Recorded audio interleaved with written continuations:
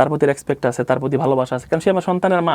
সে যে আমার জীবনে নাই, এটা যখনই আমার মনের মধ্যে আসে আমি মানে কিছুক্ষণের জন্য স্তব্ধ হয়ে যায় ভাই, যে সে আমার লাইফে নাই। আমি তার প্রচন্ড রকমের ভালোবাসি ভাই। এখনো নিকা নামার মধ্যে 18 নম্বর কলমে আমি তার কোনো রাইটস দেই নাই সে আমাকে ডিভোর্স দিবে, তো কোনো রাইটসই নাই। আমি তখন তার কাছ থেকে জিজ্ঞেস করি এই রাইটস লেখাইছি যে তুমি তোমার পক্ষ থেকে আমাকে ডিভোর্স দিতে পারবা না, কারণ আমি জানি তার ডিভোর্সের হাত খুব চালু। সে তো তার শরীরের জখম দেখা যাচ্ছে না ভাই, সে তো শরীরের জখম দেখা যাচ্ছে ভাই, যে আমি এইভাবে আমার এটা হয়েছে। সে কিন্তু স্পিরিচুয়ালভাবে আমি যে ক্ষতিগ্রস্ত হয়েছি, আমার আত্মার উপরে যে আঘাতটা আমি কেউ দেখাইতে পারতেছি না ভাই। 95% ছেলে বাংলাদেশে যারা যৌতুকের মামলা খায়, একটা কারেক্ট না ভাই, কারণ লিখতেই হয় ভাই ওই জায়গায়। ওই যে মামলা যখন দেয় ভাই, মামলাতে লিখতেই হয় যে যৌতুক চাইছে, মানে কি এটা কি লিখবে তাইলে? সত্যবাদী হলে এভিডেন্স আনো, সত্যবাদী হলে এভিডেন্স নিয়ে আসো, দলিল নিয়ে আসো। পুরুষরা যে নির্যাতিত এই কথাগুলো কই? যেইভাবে পুরুষদেরকে হ্যাসেল করা হয়েছে, পুরুষদেরকে শোষণ করা হয়েছে, নারীরা ইমোশনালি ব্ল্যাকমেল করে প্রত্যেকটা ছেলে পেলে তো স্পিরিচুয়ালি ক্ষতিগ্রস্ত। এই কথাগুলো কেন বলে না? বাইচা থাকেও কিছু মানুষ মরে যায় ভাই। আমাকে সে মানে বাইচা থাকা অবস্থায় মৃত্যু দিছে সে। পর্দাপোষিতা তো আমার দেয়া বিধান না, এটা আল্লাহর দেয়া বিধান। আল্লাহ কোরআনে কি বলছেন? অকরনা ফি বুয়ুতিকুন্না, নারীরা তাদের ঘরে অবস্থান করবে। ওয়ালা তাবাররুজনা তাবাররুজাল জাহিলিয়াতিল উলা, যে তোমরা জাহিলি যুগের অজ্ঞতার যুগের মেয়েদের মতো নিজেদেরকে প্রদর্শন করে মানুষের সামনে বেড়ায়ও না।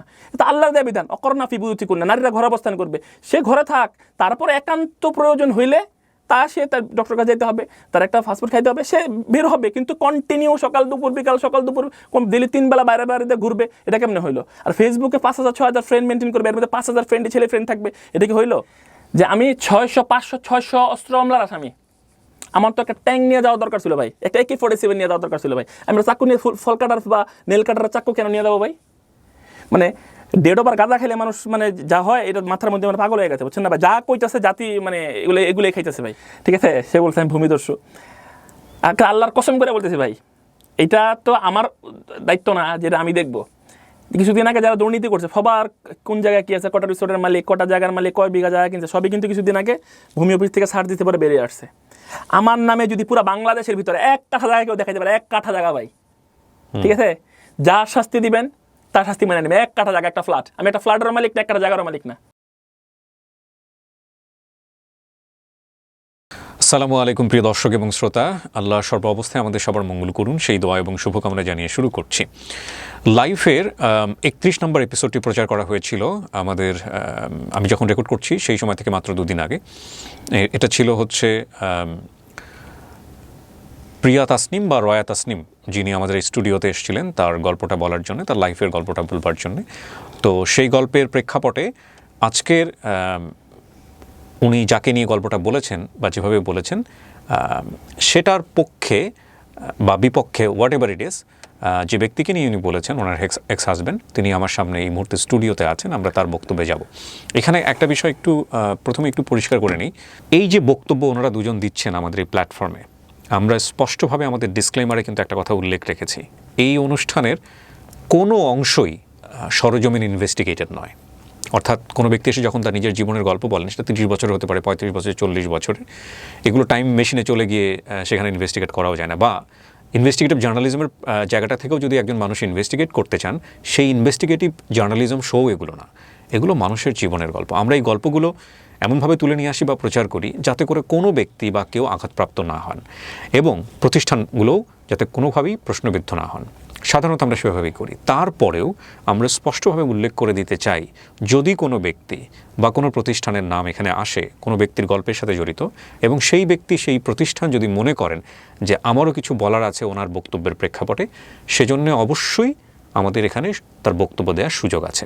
তো সেই প্রেক্ষাপটে আমাদের এখানে যিনি এসেছিলেন রয়া তাসনিম, তার বক্তব্যের একটা পর্যায়ে আমি বলেছিলামও যে আপনি আপনার এক্স হাজব্যান্ডকে নিয়ে বলছেন এখানে, এবং তিনি যদি আমাদের সঙ্গে যোগাযোগ করেন, আমরা ব্যক্তিগতভাবে তার সঙ্গে যোগাযোগ করারও প্রয়োজন ছিল বক্তব্যটাকে জাস্টিফাই করবার জন্য। তবে আমরা সেই মুহূর্তে সেটা করিনি। তবে আমরা বক্তব্যের শেষের দিকে এসে ডেফিনেটলি আমি তাকে এটা বলতাম, দর্শকদের উদ্দেশ্যে আমি এটা বলতাম যে আপনারা রয়া তাসনিমের বক্তব্য শুনলেন, এই বক্তব্য শোনার প্রেক্ষাপটে যদি তার হাজব্যান্ড এখানে এসে বক্তব্য দিতে চান, সেটার জন্য ফ্লোর ওপেন আছে। আমি কথাটা অবশ্যই বলতাম শেষের দিকে এসে, কিন্তু সিচুয়েশনালি ওই কথাটা এমন একটি সময় আমি তাকে বলেছি বা বলার পরিস্থিতি তৈরি হয়েছে, যেটা আসলে অনুষ্ঠানের শেষের দিকে, আপনারা খুব ভালো করে খেয়াল করলে পাবেন, এটা প্রায় 1.5 ঘন্টার মতো একটা অনুষ্ঠান। যখন তিনি ওনার কমপ্লিট বর্ণনা শেষ করে দিয়েছেন, লাস্টের দিকে গিয়ে কোনো একটা ঘটনার প্রেক্ষাপটে আমি তাকে এটা বলেছিলাম। সেই সময় তিনি আমার অনুষ্ঠান ছেড়ে চলে যান। এটা চলে যাওয়ার সম্পূর্ণ ইখতিয়ার তার, এটা তার ইখতিয়ারও আছে। এবং এখানে যখন কোনো একটা অনুষ্ঠান ধারণ করা হয়, আপন ঠিকানা, ব্র্যান্ডিং বাংলাদেশ কিংবা লাইভ, আমার এখানে যত গেস্ট এসছেন আপনারা তাদেরকে জিজ্ঞেস করে দেখলে পাবেন, এবং আমি বলছি আপনাদেরকে অনেকে, তারা একটা লেটার অফ আন্ডারটেকিং সাইন করে এখানে বসেন। এই যে ভদ্রলোক এখানে বসছেন, তিনিও একটু আগে সাইন করেছেন। তিনি আমাদেরকে সজ্ঞানের স্বেচ্ছায় অনুমতি দেন, তিনি যে কথাগুলো এখানে বলছেন সেটার রেসপন্সিবিলিটি তিনি ক্যারি করবেন, এবং একই সাথে সেই কথাগুলো তিনি আমাদের এখানে প্রচারের পূর্ণ লিখিত স্টেটমেন্ট সাইন করে একেবারে সিগনেচার করে এবং ফিঙ্গারপ্রিন্ট দিয়ে আমাদেরকে অনুমতি দিয়ে দেন। এই লেটার অফ আন্ডারটেকিংস এই মুহূর্তে আমার হাতে রয়েছে, যেটা রয় তাসনিমের ক্ষেত্রেও হয়েছে। আমরা সাধারণত কারো বক্তব্য প্রচার করবার আগে আমাদের অনুষ্ঠানের সমস্ত রুলস রেগুলেশন সমস্ত কিছু তাকে ইনফর্ম করেই আমাদের অনুষ্ঠানটা নিয়ে আসি। ভদ্রলোকের ক্ষেত্রেও সেটা হয়েছে, ওনার ক্ষেত্রেও আমরা সেটা করেছি, এবং উনি ওনার পুরো অনুষ্ঠানের বক্তব্য দেওয়ার প্রেক্ষাপটে শেষের দিকে এসে একটা বিষয়ে তার অবজেকশন ছিল, সেই অবজেকশনের প্রেক্ষাপটে তিনি অনুষ্ঠান ছেড়ে চলে যান। আমাদের যেহেতু উনি অনুমতি দিয়েছেন লিখিতভাবে অনুষ্ঠানটি প্রচার করার, সুতরাং আমাদের জায়গা থেকে এখন বিষয়টা নির্ধারণ করার ছিল যে এই পুরো অনুষ্ঠান যতটুকু নির্ধারণ হয়েছে এই নির্ধারিত অনুষ্ঠানটুকু প্রচার করা যায় কি না। সে জায়গা থেকে আমরা মনে করেছি হ্যাঁ, এটা প্রচার করা যায়, কারণ এটা পুরোপুরি কমপ্লিটলি একটা অনুষ্ঠান হয়ে গেছে। উনি একটা অনুষ্ঠানের একটা পর্যায়ে 5 মিনিট পরেও যদি ছেড়ে চলে যেতেন, এবং সেটা যদি আমাদের মনে হতো যে না এই 5 মিনিটও প্রচারযোগ্য, আমরা আমাদের জায়গা থেকে যদি মনে করতাম, যেহেতু উনি আমাদেরকে কনসেন্ট দিয়েছেন, আমরা সেটা প্রচার করতাম। আর আমাদের যেহেতু পুরোপুরি অনুষ্ঠানে পুরো বক্তব্যটুকুই আমাদের কাছে মনে হয়েছে এটা প্রচারযোগ্য, এবং উনি পুরো শুরু থেকে শেষ পর্যন্ত বলেছেন, সেই জায়গা থেকে আমাদের প্রচার করতে কোনো দ্বিধা নেই। আর চলে যাওয়ার ব্যাপারটা নিয়ে আসলে এখানে অনেক ধরনের মতামত তৈরি হচ্ছে, অনেক ধরনের আলোচনা সমালোচনা তৈরি হচ্ছে। আমি এখানে বলবো যেটা যেভাবে দেখছেন সেভাবে, তবে চলে যাওয়ার স্বাধীনতা আছে। এই ভদ্রলোক যিনি আজকে এখানে আমার সঙ্গে বসে আছেন, তিনিও যদি একটু পরে রাগ করে উঠে চলে যান, আমার কোনো আপত্তি নাই, দরজা খোলা থাকবে সবসময়। কিন্তু প্রশ্ন আমাকে করতেই হবে, এবং প্রশ্ন করাটা আমাদের দায়িত্ব। আমাদের যেহেতু ওনারা পাবলিকলি ফেস করেছেন, সুতরাং প্রশ্ন আমাদের করতেই হবে। আমি যদি ভুল না করে থাকি, আমি একটু ভূমিকাটা একটু বড় করেই দিচ্ছি, যে এই অনুষ্ঠানে ওনারাই আমার কাছে প্রথম আসেননি। আমি যদি ভুল না করে থাকি, আপনারা আমাকে সংশোধন করে দিতে পারেন। যেই ভদ্রমহিলা আমার এখানে এসেছিলেন, উইথ ডিউ রেসপেক্ট, তার প্রতি সম্মান রেখেই বলছি, আমি যতটুকু জানি, আমার ক্ষুদ্র জ্ঞান, আমি যদি ভুল না করে থাকি, উনি ওনার নিজ পেজ থেকে বা আইডি থেকেই প্রথম হলো একটি ছবি দিয়ে ওনার ব্যক্তিগত জীবনের একটা বিষয় শেয়ার করেন, আমি যদি ভুল না করে থাকি। তারপরে উনি ওনার এক্স হাজব্যান্ড যিনি বসে আছেন এখানে, তিনি ফেসবুকে লাইভে গিয়ে এটা খণ্ডন করার চেষ্টা করেন। আমি কি ভুল বলেছি? না, তার আগ পর্যন্ত বোধহয় কোনো মিডিয়া বা কেউ ওনাদেরকে পোক করেননি ওনাদের ব্যক্তিগত জীবন জানার জন্য। এবং তারপরে যেটা হয়েছে, সাইমultaneously অনেক বড় বড় মিডিয়া তাদেরকে কাভার করেছে, প্রথম আলো কাভার করেছে, ডেইলি স্টার কাভার করেছে, চ্যানেল আই কাভার করেছে, আর যে নীরব পর্যন্ত কাভার করেছে, ওনাদের দুজনকেই নিয়ে এসছে। ইত্তেফাকেও আমি ওনার বক্তব্য দেখলাম কিছুদিন আগে। সবার বক্তব্য সবার কিছু বলার পরে তারপরে রয় তাসনিম এখানে এসছেন। আমি নিজে থেকেই ওনাদের দুজনকে নিয়ে এসে বলিনি যে ভাই আপনাদের ব্যক্তিগত জীবনের গল্প বলেন। ওনারা বলেছেন, সেটা আওয়াজ তৈরি হয়েছে সোশ্যাল মিডিয়াতে, তারপরে ওনারা এখানে এসছেন। আমি বিশেষভাবে অনুরোধ করব যে আমরা জাজমেন্টাল হব না। উনি যেটা এখানে বলে যাচ্ছেন বা ওনার সাবেক স্ত্রী যেটা বলে গেছেন, সেটার পরিপ্রেক্ষিতে কে দোষী আমরা সেটা নির্ধারণ করব না। এবং বিনীতভাবে একটা অনুরোধ রাখতে চাই, সেটা হচ্ছে যেহেতু ওনারা বলা শুরু করেছেন সোশ্যাল মিডিয়াতে, বলার রাইট আছে, সেই জায়গাটা থেকে আমরা সবসময় একটা জিনিস মনে রাখবো যে বিচার করবার দায়িত্ব কেবলমাত্র মহামান্য আদালতের, এবং মহামান্য আদালত এই পুরো ঘটনার প্রেক্ষাপটে যে সিদ্ধান্ত দেবেন সেটাই শিরোধার্য, সেটাই আমরা মেনে নিতে বাধ্য থাকবো। সো সেই প্রেক্ষাপটে আমরা শুধু ওনাদেরকে বলার সুযোগ দিচ্ছি, বাট কোনো কথা এখানে ইনভেস্টিগেটেড নয়, এবং আমরা যেন কেউ বিচার না করি। ভাই, আপনি আমার সঙ্গে যোগাযোগ করলেন, বলেন আপনি একটু প্রথমে আপনার নামটা একটু বলেন ফর্মালিটিস অনুযায়ী। আসসালামু আলাইকুম রাহমাতুল্লাহি ওয়া বারাকাতুহু। আমি এমডি রনি, সিইও অ্যারাবিয়ান বুরকা কালেকশন। জি, রনি ভাই, আপনার বয়স কত? আমার বয়স হইতেছে 39 প্লাস মাইনাস হইতে পারে। হ্যাঁ। ওকে, কোথায় জন্মগ্রহণ করেছেন? আমার জন্ম হইতেছে উত্তরা আজমপুর, দক্ষিণ ঢাকাতেই। মানে ঢাকার স্থানীয় আপনি? ঢাকার স্থানীয় আমি। ওকে, জি ভাই, আপনি শুরু করেন আপনার বক্তব্য যেখান থেকে আপনি বলতে চান। মিডিয়াতে আলোচনার অভ্যাস আমার খুবই কম। তো এর আগে আমি লাইভ করা বা মিডিয়াতে আলোচনা রাখার মতো কোনো পরিবেশ তৈরিও হয় নাই, বা আমি যাইও নাই। ঠিক আছে, এইবার আমার ওয়াইফ যখন সে তার ফেসবুকে, সাবেক স্ত্রী, তো সে যখন এগুলো ফেসবুকে দেয়, পাবলিশড হয়, মানুষ জানতে পারে, তো সেই জায়গা থেকেই হয়তো এটা সব জায়গায় ছড়ায়। আমি আসলে এগুলো জানাজানি ছড়াছড়ি করতে চাইনি। সে আমার সাথে কি বলে, এই ঝামেলার পরে সে যখন তার সাথে কন্ট্যাক্ট হইতো, তখন সে আমার বাচ্চাকে দেখতে দিত না, বাসার নিচে আমি যাইতাম, এগুলা ঠিক আছে, বাসার নিচে আমি যাইতাম, তো সে এগুলার ভাবতো যে আমি তার হত্যা করতে গেছি, খুন করতে গেছি। সে থেকে আসলে ওনার সঙ্গে আপনার পরিচয়টা হয় কিভাবে? ওর সাথে আমার পরিচয় হইতেছে আমার আরাবিয়ান বোরকা কালেকশন যখন আমি শুরু করি, জি। যেমন ফিউচার পার্কে, ওই জায়গায় সে লাইভ করতো আমার দোকানে। আচ্ছা, লাইভ করতে বলতে কি আপনার দোকানে এসে উনি বলেছেন যে আমি লাইভ না করতে না চাই? এরকম না, নাকি আপনারাই অফার আমি করেছিলেন? যখন নতুন দোকান করছি তখন চিন্তা করলাম আমার প্রোডাক্টের একটা প্রচারের দরকার আছে, ফেসবুক লাইভ যেটাকে ফেসবুক লাইভ, হ্যাঁ প্রচারের দরকার আছে। তখন চিন্তা করলাম একজন যারা লাইভ করে কন্টিনিউ এরকম কাউকে দরকার, তো সে আচ্ছা। আমার পাশেরই দোকানে লাইভ করতো। আপনার চোখে পড়েছে? আমার চোখে পড়ে নাই, ঠিক আছে। তুমি আমার দোকানের যারা এমপ্লয়ি ছিল ওদেরকে আমি বললাম যে লাইভ টাইপ করায় তোমরা একটু প্রচার করো না কেন? তারা বললো যে তাহলে ঠিক আছে, আমাদের যমুনাতেই অনেক দোকানে তো লাইভ হয়, আমাদের পাশের দোকানে একটা মেয়ে লাইভ করে, তাহলে আমরা তাকে বলি। উনি কি ধরনের প্রোডাক্ট লাইভ করতেন ওই সময়টাতে? ওই থ্রি পিস পাশের দোকানটা, থ্রি পিস নাকি উনি বোরকার দোকান, বোরকার দোকান, থ্রি পিস দোকানের থ্রি পিস বা বিভিন্ন মানে কি বলে বিভিন্ন ক্রাইটেরিয়ার প্রোডাক্ট। মানে ওনাকে আপনি কিভাবে দেখেছেন, যে হিজাব পরিহিত অবস্থায় এরকম দেখেছেন নাকি হিজাব ছাড়া দেখেছেন? তাকে আমি প্রাথমিক পর্যায়ে যখন সে আমার দোকানে লাইভ করতো, আমি তাকে লাইভের আগে, মানে লাইভের আগে তাকে আমি হিজাব ছাড়াই দেখি, হিজাব ছাড়া দেখেছেন। জি। তো তারপরে কি হলো ভাই? তারপরে ওরা তাকে মানে তার কথা বলে যে পাশের দোকানে লাইভ করে, তো সেই থেকে তো বললাম ঠিক আছে তাহলে তো আনো, এনে লাইভ করাও, তাদের দিয়ে লাইভ করাও। তাহলে আমার দোকান তো বোরকার দোকান, আমার দোকান আসলে তো অবশ্যই আমি বোরকারই লাইভ করাবো। সেই থেকে আসে, তার সাথে একটা কন্ট্রাক্ট চুক্তি হয় যে সে পার লাইভ কত করে নিবে, সেই থেকে তার সাথে আমরা চুক্তিতে যাই এবং সে কন্টিনিউ লাইভ শুরু করে। ওকে। ওই সময়টাতে আপনাদের মধ্যে একটা সম্পর্ক তৈরি হয়? দোকানে আসে, বসে যে আপনার সাথে আসলাম, বসলাম, কথা বলতে। কিন্তু এই সম্পর্কে তো বিয়ে শাদীতে যাওয়া যায় না, কিন্তু আমি বলতে চাচ্ছি এমন একটা সম্পর্ক যে সম্পর্কের জায়গাটা থেকে মানে দুজনের আলাদা করে একটু বসা, একটু আড্ডা দেওয়া, নিশ্চয়ই এই বিষয়গুলো ছিল আপনাদের মধ্যে? জি, সবচেয়ে বড় কথা হলো তার বাসা উত্তরাতে, যেদিন প্রথম কথা হয়েছে আমিও থাকি উত্তরাতে। জি। এটা মানে এলাকার মানুষ যখন কথা বলছে কোথায় থাকো, ঠিক আছে, সে বললো যে আমি তো উত্তরাতে থাকি। তো আমি বললাম আমিও তো উত্তরাতে থাকি। আচ্ছা। তো উত্তরাতে থাকি, আমি থাকি 14 নম্বর, সে থাকে 12 নম্বর, তো মোটামুটি আমাদের কাছাকাছি থাকি। তো সে থেকে কথা, যখন দীর্ঘদিন লাইভ কন্টিনিউ করলো তখন বললাম যে ঠিক আছে চলো তাহলে একটু চা নাস্তা খাও, চা খাও, ঠিক আছে। তো এইভাবেই তার সাথে প্রথম পরিচয় আর কি। ওনার ব্যক্তিগত জীবন ওই সময়টাতে আপনার জানা হয়েছে? ব্যক্তিগত জীবন বলতে আসলে একদম পুরা তো জানি না। সে ডিভোর্স প্রাপ্ত ছিল, তার আগের হাজবেন্ডের সাথে তার ডিভোর্স হয়ে গেছে, তার একটা বাচ্চা আছে, তো জানতাম। কারণ সে আসতো দোকানে, তো আমার বোরকার দোকান তো সব মেয়েরাই দোকানে আসলে, কারণ মহিলা কাস্টমারই ঢোকে, তাদেরকে ডিল করতে হয়। ছেলে বলতে ক্যাশিয়ারটাই ছেলে থাকে। তো সেও লাইভও করতো, বোরকা তো আর ছেলেরা পরে লাইভ করতে পারবে না, এর জন্য মেয়েদেরকেই লাইভ করাইতে হয়। ওকে। ওই সময়টাতে তার সঙ্গে আপনার জানাশোনা, সেটা কি শুধুমাত্র কর্মীর সঙ্গে বসের জানাশোনাই ছিল, নাকি একটা অন্তরঙ্গ তৈরি হয়েছিল ওই সময়টাতে? সে আমার এমপ্লয়ি, সেই হিসাবে তার সাথে প্রথম পরিচয়টা আমার। যখন সে বললো যে উত্তরা থাকে, সেই থেকে কথা হচ্ছে দীর্ঘদিন একটা মানুষের সাথে চলতে চলতে এমপ্লয়ীদের সাথে আসলে একটা সম্পর্ক, ক্লোজ কথাবার্তা। বিয়ের অফারটা কিভাবে আসলো ভাই? বিয়ের অফারটা যখন সে বললো সে ডিভোর্সি, তার একটা বাচ্চা আছে, তখন চিন্তা করলাম যে তার তো বিয়ের প্রপোজ করতেই পারি।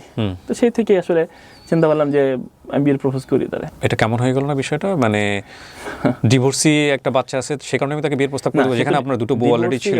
আমার বউ আছে বলে যে আমি আরেকটা বিয়ে করতে পারবো না, না আমি সেটা বলছি না, আমি সেটা বলছি উইথ ডিউ রেসপেক্ট, আপনার বউ আছে বলে আপনি বিয়ে করতে পারবেন, কোনো সমস্যা নাই। আমাদের ধর্মীয়ভাবে সেটা নিয়ম আছে, রাষ্ট্রীয়ভাবেও আপনি সেটা করতেই পারেন, ওটা আপনার ব্যক্তিগত বিষয়। বাট আমাদের জায়গা থেকে একটা পারসেপশন তৈরি হয় যে সাধারণত দুটো বউ তো ঘরে আছেই, বা দুটো বউ ঘরে নাও থাকলাম, ধরেন আপনি সিঙ্গেল মানুষ, কোনো সমস্যা নেই। তো সে ডিভোর্সি এবং সে তার বাচ্চা আছে, এই অবস্থায় আপনি কারণ হিসেবে তাকে বিয়ের প্রস্তাব করছেন, কারণ হিসেবে আসলে কি কারণ? কারণ সবচেয়ে বড় কথা উত্তরা থাকে, কথা বলতে বলতে মনে হচ্ছে না উত্তরাতে আরো অনেক মেয়ে থাকে যারা সবার সাথে আমার পরিচয় নাই। তার মানে আপনার সঙ্গে ওনার একটা ভালো আন্ডারস্ট্যান্ডিং ছিল, ভালো লাগা থেকে চিন্তা করলাম মেয়েটা যখন ভালো লাগা থেকে তো ভাতৃত্ব। আমি ওই ভালো লাগাটাকে ফোকাস করছি। আপনাদের বিয়ের আগে কি কোনো ধরনের প্রেমের সম্পর্ক ছিল? এই প্রেমের সম্পর্ক এরকম বলা যাবে না, কারণ প্রেমের সম্পর্ক যদি আমি বলতাম তাহলে তার বিয়ে করতে চাইতাম না। আমি ওই ধরনের পরক্রিয়া করতাম বা প্রেমের সম্পর্কটা টানতাম কন্টিনিউ। ওকে। তো প্রেমের দিকে আমি যাই না, আমি বিয়ে শাদী দিয়ে গেলাম। কিন্তু আপনার ভালো লাগতো মেয়েটাকে? হ্যাঁ, ভালো না লাগলে কে বিয়ে করবে? প্রত্যেকটা ছেলেই যে তার পার্টনারকে বাছাই করে, ভালো লাগার মানুষকে বাছাই। ভালো লাগার পেছনে মানে কি কারণ ছিল যেটার কারণে মনে হয়েছে যে এই মেয়েটাকে আমার সংসারী করা উচিত? আমি জানতে চাচ্ছি এই কারণে, পুরো অনুষ্ঠানটা শুনে আমার কাছে বেশ কিছু জিনিস খুব সাংঘর্ষিক মনে হয়েছে। একটা যেটা হচ্ছে যে উনি বলেছেন যে বিয়ের পরে খুব কনজারভেটিভ একটা লাইফ ওনাকে লিড করতে বলা হলো, আর বিয়ের আগে আপনি তাকে দেখেছেন যে সে একটু অন্য ধরনের, যেটা আপনার সাথে হয়তো বা আপনার ফিলোসফির সাথে সাংঘর্ষিক হতে পারে। তো এই জন্য আপনার ভালো লাগলে তো আসলে এমন একটা মেয়েকেই ভালো লাগার কথা যে ধরেন একবারে দিনী বোন যাকে আমরা বলি, পুরোপুরি আমি রেসপেক্ট রেখেই বলছি, আমার বলাটা শব্দ চয়নের জায়গাটা হয়তো একটু অন্যরকম হতে পারে, আমি ক্ষমা চেয়ে নিচ্ছি। তো সেখানে আমি দেখলাম যে আপনি এমন একজনকে পছন্দ করলেন, তিনিও ধর্মকর্ম করেন বাট ওই রকম কনজারভেটিভ না, জি। তো এটা আপনার তাহলে তাকে ভালো লাগবে কেন? না, কনজারভেটিভ না, তাকে তো আমি শর্ত দিছি যে তুমি যদি কনজারভেটিভ হও, তুমি যদি কন্ডিশন দিয়েছেন। রিলিজিয়াস হও, প্র্যাকটিসিং হও, দেন আমি তোমাকে বিয়ে করবো। আমি তো তাকে বলি না যে তুমি তোমার মতো চলবা, আমি কারণ আমার দুই বউ পর্দা করবে, আমার মেয়েরা পর্দা করবে, আমি হাজি সাহেব থাকবো, হ্যাঁ, আর আমার আরেকটা বউ, তাকে আমি ফ্রিডম দিব, এরকম যে সে ওয়েস্টার্ন লাইফ লিড করবে, এই ধরনের কোনো চুক্তিতে আমি তার সাথে যাইনি। তার মানে বিয়ের আগে আপনাদের মধ্যে এরকম একটা 100% আমি ওই ধরনের, হ্যাঁ, সে বেপর্দা একটা মেয়ে বেপর্দা থেকে পর্দায় আসতে পারে। আপনি ইন্ডিয়াতে একটা জিনিস দেখবেন যে সানা খানকে বিয়ে করছে আনাস। হ্যাঁ, সানা খান একটা ইন্টারন্যাশনাল মানে মিডিয়া পার্সন, সে ঠিক আছে, একজন নায়িকা মডেল, তো তাকে বিয়ে করছে আপনার কি বলে আনাস, একজন মুফতি আনাস। হ্যাঁ, তো সানা খান তো বেপর্দা ছিল সবসময়, তারপরে কিন্তু সে পর্দা শুরু করে এবং ভালো পর্দা করে এখন, ঠিক আছে, আলহামদুলিল্লাহ। তাকে আলেমুল আমাকে কিন্তু তাকে নিয়ে মানে কোনো কমপ্লেন এবং ব্যঙ্গ করে না তাকে, কিছু মানুষ করে সেটা ভিন্ন। আমি তাদের কথাটা এই জন্য টানলাম যে একজন বেপর্দা যে পর্দাশীল হইতে পারবে না, বা একজন নামাজি দিনদার মানুষ যেটা বেপর্দাকে বিয়ে করে পর্দাশীল বানাইতে পারবে না, বিষয়টা কিন্তু এরকম না। হইলে ভালো, আলহামদুলিল্লাহ, কিন্তু আমার চুজটা একটা দিনদার মেয়ের দিকেই হইলে ভালো হয়তো এরকম। আমি সেটাই বলতে চাচ্ছি যে ধরেন আপনি রিস্কটা নেবেনই বা কেন, যে এরকম বিষয়টা একটা সামনাসামনি। আসলে কি সবচেয়ে বড় কথা যখন সামনাসামনি হয়েছে, আমি যখন দোকানে ছিলাম, বিজনেসটা তখন আমার নতুন, একটাই শপ, কন্টিনিউ যাইতাম, কারণ এখন 5-6টা দোকান থাকলে তো মানুষ মুভ করে দিই, সেদিক দোকানই আমার একটা, আমি কন্টিনিউ যাইতাম, বসতাম, তো সে প্রায় লাইভ করতে আসলেই দেখা হইতো, চাটা খাইতাম, বসতাম, তো নর্মালি কথাবার্তা থেকে চিন্তা করলাম যে খারাপ সম্পর্ক তো যাওয়া যাবে না, নর্মালি আমি বিয়ের দিকে আগাইতে পারি। উনি যখন লাইভ করছিল আপনার পেজে, তখন শুধু উনিই করতো? হ্যাঁ, তখন আমার দোকানে একটা মানুষ যখন একটা ব্র্যান্ডে লাইভ করে, তখন একজনই কন্টিনিউ করে যতক্ষণ পর্যন্ত না তাকে আমরা বের করে দিই। না, এটা যদি আপনি ইউনিভার্সালি বলার চেষ্টা করেন, তাহলে এখানে আমার দ্বিমত আছে। লাইভ করার জায়গাটা অনেকে 2-3 জনকে দিয়েও লাইভ করায়, আর উনি কি ওরকম ব্র্যান্ড পার্সোনালিটি ছিল যে লাইক আমাদের আদার যারা ইনফ্লুয়েন্সার আছে তারা যখন করেন অন্য কাউকে দিয়ে করানো হয় না, ওরকম ইনফ্লুয়েন্সার কি ছিল? এরকম কিছুই না, আমার দোকানও নতুন, একজন মেয়েকে বারবার নতুন এরে সেরে দিয়ে চেঞ্জ করে, যে চিন্তা করলাম একজনই ব্র্যান্ড অ্যাম্বাসেডর থাকুক, সেই ব্র্যান্ডিং করুক এটা। আচ্ছা, সো ওনাকে কি আপনি একাই করাতেন, আর ওনাকেও কি আপনি অন্য কোথাও করতে না করে দিয়েছিলেন? এরকম কোনো প্রশ্নই আসে না, তখন নতুন পরিচয়, সে আরো 10 জায়গায় লাইভ করবে, আর আমি তার কেন না করতে যাবো? প্রথম তো এটা প্রশ্নই আসে না, কারণ তার উপরে আমার কোনো রাইটই নেই, আমি তারা কেন না করতে যাবো? ওকে, ঠিক আছে, রাইটগুলো আসে কখন? রাইটগুলো যখন কতদিন সে লাইভ করেছে আপনার? আমার দোকানে মোটামুটি বেশ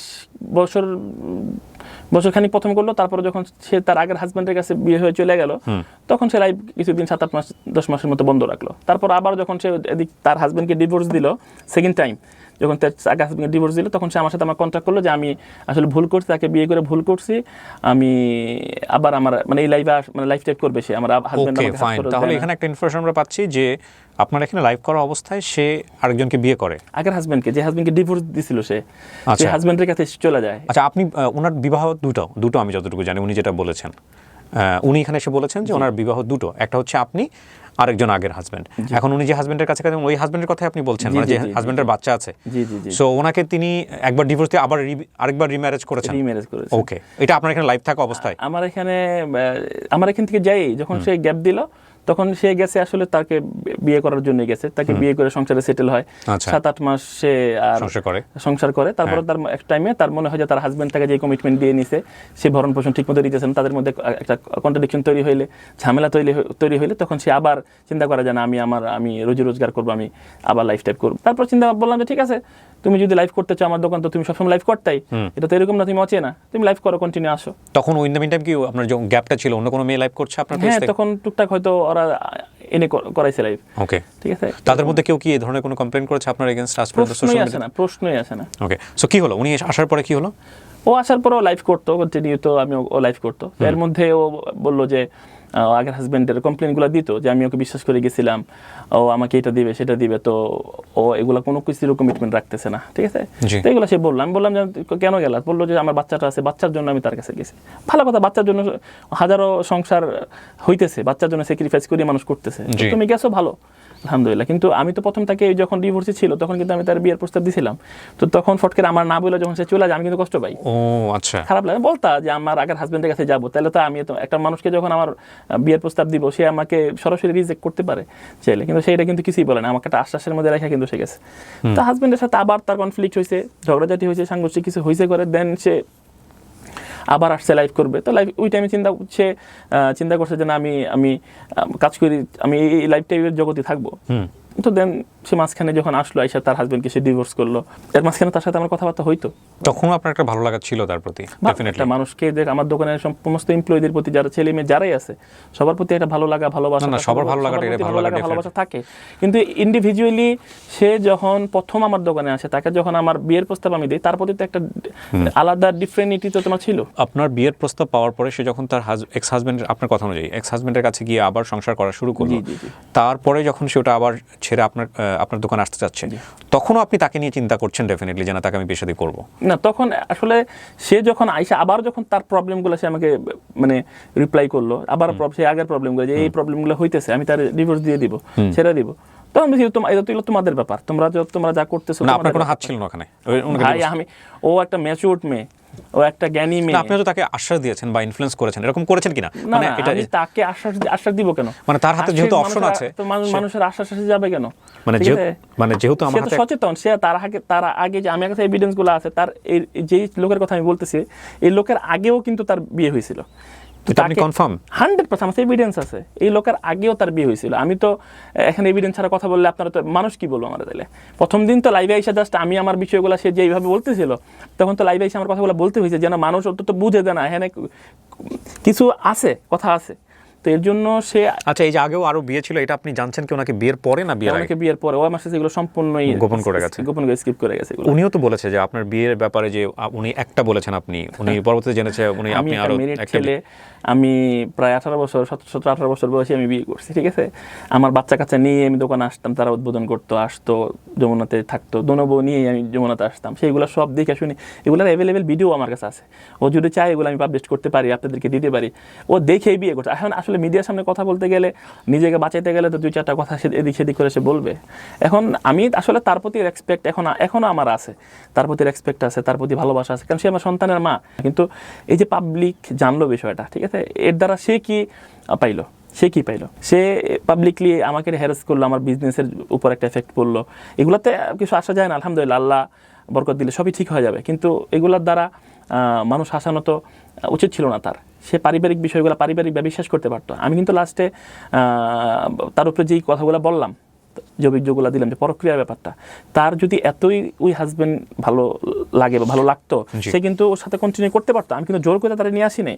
এবং সে এখন যার সাথে আমি বললাম যে সে আবার তারা বিয়ে করবে, একটা ছেলের এসে 2বার ডিভোর্স দিয়ে 2বার বিয়ে করছে, এখন আবার তার কাছে যে তারা বিয়ে করে, মানে 3বার ডিভোর্স দিয়ে 3বার তার কাছে যাবে, এইটা খুবই ন্যারো মাইন্ডের ব্যাপার ভাই, কথা বলছেন। আমি কখনোই কল্পনা করি নাই। আচ্ছা, আপনার কিছু বক্তব্য চলে আসতেছে, যেটা মানুষকে বুঝতে হলে ওই ইত্তেফাকের ভিডিওটা দেখতে হবে। আমি একটু ধারাবাহিকভাবে যাই, আমি চাই যে কমপ্লিট মেসেজটা এখান থেকেই আসুক, কনফিউজ হয়ে যাবে অনেকে। তো এই বিয়ের ডিসিশনের ব্যাপারে আপনার যারা স্ত্রী ছিল তাদের সঙ্গে আপনার কথা হয়েছিল? না, আসলে অ্যাকচুয়ালি আমি কথা বলিনি তাদের সাথে। বিয়ে করার পরে আপনার আগের পরিবারকে জানবে কিনা, যেহেতু ছেলেমেয়েরা আছে তারাও একসময় জানবে, আমি তাদের কাছ থেকে আসলে তারা জানবে না এরকম এগুলো গোপন রাখা যায় না আসলে, যে কয়দিন রাখা যায়। বিয়ে করার কিছুদিনের মধ্যে তারা যায় না যায়, তারা একটু কষ্ট পায়, তাদেরকে আমি ম্যানেজ করি।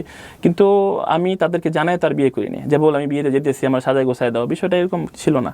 কিন্তু বিয়ে যেহেতু আমার জন্য বৈধ, আল্লাহ যেহেতু নির্দেশনা দিচ্ছেন, ছেলে চাইলে 4টার মধ্যে বিয়ে করতে পারে। হ্যাঁ, সেকুলার সমাজে হয়তো এটা খারাপভাবে দেখে, কিন্তু আলহামদুলিল্লাহ এগুলো কিন্তু ইসলামের যে যুগ ছিল, আমাদের সালাফরা কিন্তু এগুলোতে অভ্যস্ত ছিলেন, একের দিক বিয়ে করছেন। তাদের সময় জিনা ব্যভিচার কম ছিল, তাদের ওয়াইফ বেশি ছিল। আমাদের বর্তমান সেকুলার সমাজে কিন্তু জিনা ব্যভিচারই বেশি, তারা বিয়ে করতে চায় না।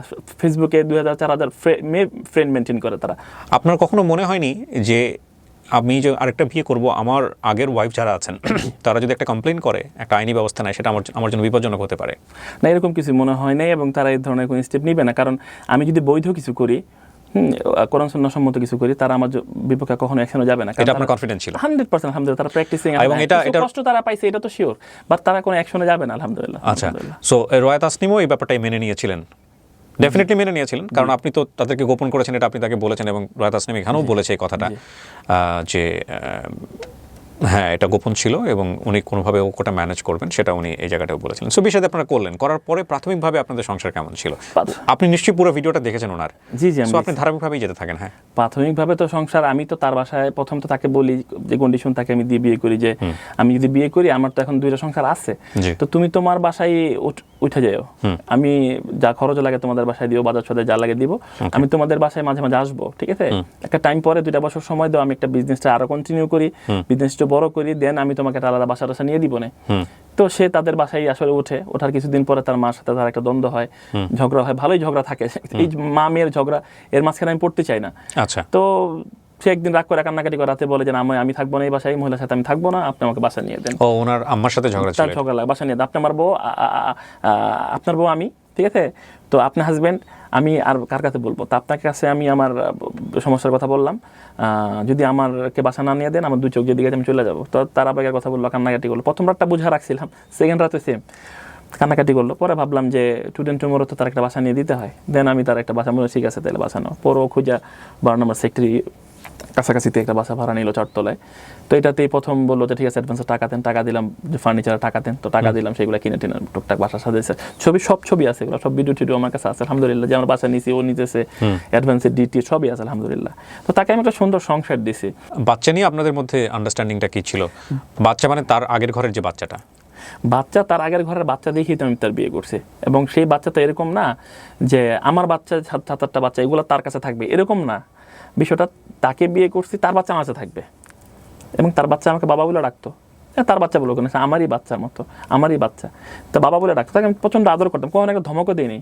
আল্লাহ তো দেখছেন আলহামদুলিল্লাহ, বাদাল মাউত তো আল্লাহ এগুলো বিচার করবেন। আজকে দুনিয়ার মানুষ বিচার করতেছে, দু একটা কমেন্টস টমেন্টস করতেছে, এগুলা কোনো এফেক্ট ব্যক্তি জীবনে মানুষের টুকটাক পড়লে ওগুলা একসময় ভুলে যায় মানুষ, কিন্তু আল্লাহ তো আল্লাহর খারাপ থেকে কখনো এগুলো যাবে না।